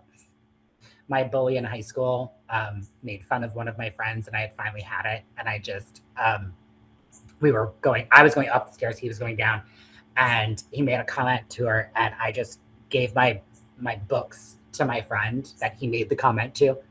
I just turned around and roundhouse kicked the back of his kneecap, and I ended up blowing his kneecap out. Do I feel bad about it? No. But I do know how bad it felt because of the yowls that he did. So I do feel bad for Jason. Yeah. I just thought it was hilarious that it was like he bragged and then was like the first one to be like, nope, I'm out. I'm down. I can't do it anymore. And then it's the lunch with Zach, Brittany, Kristen, and Lala. And this is when I'm even questioning Kristen because I can't. Same. This is absurd. The fact that she wants to sit here and defend Danny and Nia and even say that she's like mimicking their relationship between her, like for her and Luke. That was like my ick factor there. I was like, can't. Sorry. She was like, we're going to deal with their stuff off camera. I'm like, this is the problem with Danny and Nia. Don't do that. Kristen, you're the one I could always trust would bring everything to the camera. When I look at Danny and Nia's relationship, it's something that I really strive for in my relationship with Luke. I just finished watching Miami Girl. Like, come on. Like, you literally brought her to the camera. And now you're going to be like, no, I know better. And I know we should like hide our shit. No. And then when Brittany got really upset, I was like, honestly, Brittany, you're right too. Yeah. Like I really, really personal life and on these shows, I really dislike blind loyalty. Like I it's toxic as fuck. Like nothing good comes from it. Like if you're telling me that you cannot form your own genuine thought in your head that you thought about, like, that's making me question all of the other decisions you've ever made. Yeah. So like, if you're telling me that you believe that Danny and Nia have this like great relationship after everything that you have seen, and she's seen more than we have. I know. And we're already seeing that it's toxic as fuck. If you've seen all of this and you're saying this is the relationship that I want, that is blind loyalty and that is a problem. Yeah. Cause it was just her and Zach who were like, well, we never saw that. We don't know what you're talking about. We didn't see Danny freak out. You never watched the show? Yeah, I'm like, ever? What do you mean you've never seen this? Like, you guys are friends outside of this, so don't sit here and tell me you've never seen him do this. And Lala is coming from the outside, coming into this group, very clearly just to be on the show. We all know that. It's been settled. But, like, Lala's just trying to pull at Kristen's, like, core. The core of Kristen, which is to defend your friends until God knows what. And, like, That's kind of what I loved about Lala this episode was like she knows who Kristen is. Yeah. No, like probably better than any of the other people on this show. And she is trying to be like, Kristen, do you remember who you are? Do you remember what you did? Do you remember your previous life? Well, now is the time to fucking do it. Yeah. This episode was wild. I give Lala so much credit. Yeah, between when she talked to Danny, I was like, honestly, listen to Lala. She knows what she's talking about. She's not coming at you in a horrible way. She's coming at you in a way of like, I've been there. I've done that. We've watched it. Respectful. We know. Yeah, like she knows what she's saying. And I don't like giving Lala credit. And then when she was talking to Kristen, I'm like, you're right. Lala's just correct in this fucking entire episode. Lala, Janet, and Brittany are right. And I hate this. But here we are. What a way to end that. Who would have thought? But never in my million years. Here we are, siding with Lala and Janet. Jesus, we've taken a wild road. Yep. Anyway, fuck, marry, kill. Yes. All right, let's do it.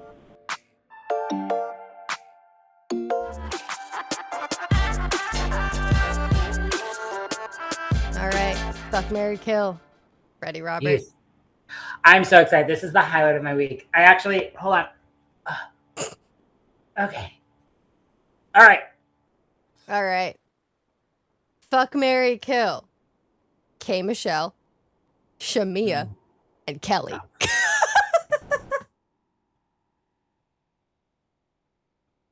I hate you. I was just gonna tell you my favorite one was Jesse Solomon, fucking KJ, and Carl. This is actually Sophie's choice.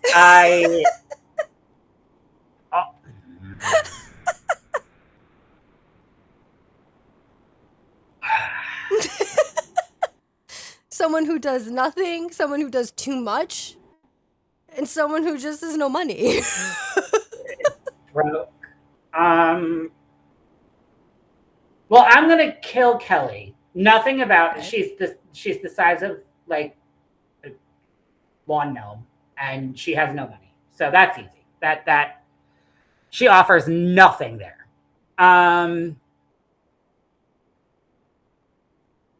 Because now I'm thinking like Shamia has Candy, so like that could be like a potential friend. Okay. And I love Candy. Yep. Probably one of the best housewives to ever do it. All right, I will fuck Shamia because she has no money. And I will marry K. Michelle because she does. And K. Michelle has, as terribly as she is on this show, she's got reality TV staying power. So I think if I could marry her, I could like be around for the long haul. In no way is any of this gratifying to myself personally. Because all three of them are trash. But I think that's it. I think, yeah. Okay. Also, K. Michelle filming in a fucking white t-shirt. I don't care if it's Tom Ford or Balenciaga. Oh, it's Kelli. Or Kelli, that's what I meant. Kelli filming in, that do better. You're on Housewives, okay? I'm sorry you're poor. Like, that's not my problem. I like how even the producer had to call that out. Like, what are you wearing? Like, are you just in a t-shirt? Tom Ford, which is $140, which, by the way, in New York is nothing. That's a Target. Also, like, you spent $140 on a fucking white t-shirt? Exactly. It's a white fucking t-shirt. You could have spent $140 on a dress. That would have looked better than the white t-shirt. You know how many 3-packs of Hanes white t-shirts you can get for the amount of money you spent on the one? Thank you. That was exactly where my mind went. I was like, come on, guys. Do better. Thanks for listening, guys. And please keep an eye and look out for our deep dive into the Summer House reunion, which we are recording tomorrow, and it will be out on Friday. Yes, and I feel like that is going to be way longer than this episode because there's the amount of time that you and I spent just watching the reunion, double that, plus Noelle will be there. We're screwed. Yeah, the amount of pages of notes I have for the first part of the reunion is ridiculous. So even when we did this one, I had to be like, okay, just next page. Just like one topic on like each page. Same. But yeah, thank you guys for listening and for coming back. We love you and appreciate you all. Yes, thank you. Like, subscribe, do all the things. Yes, and watch us on YouTube. And you will hear us again this week about Summer House. Can't wait. But until then, bye.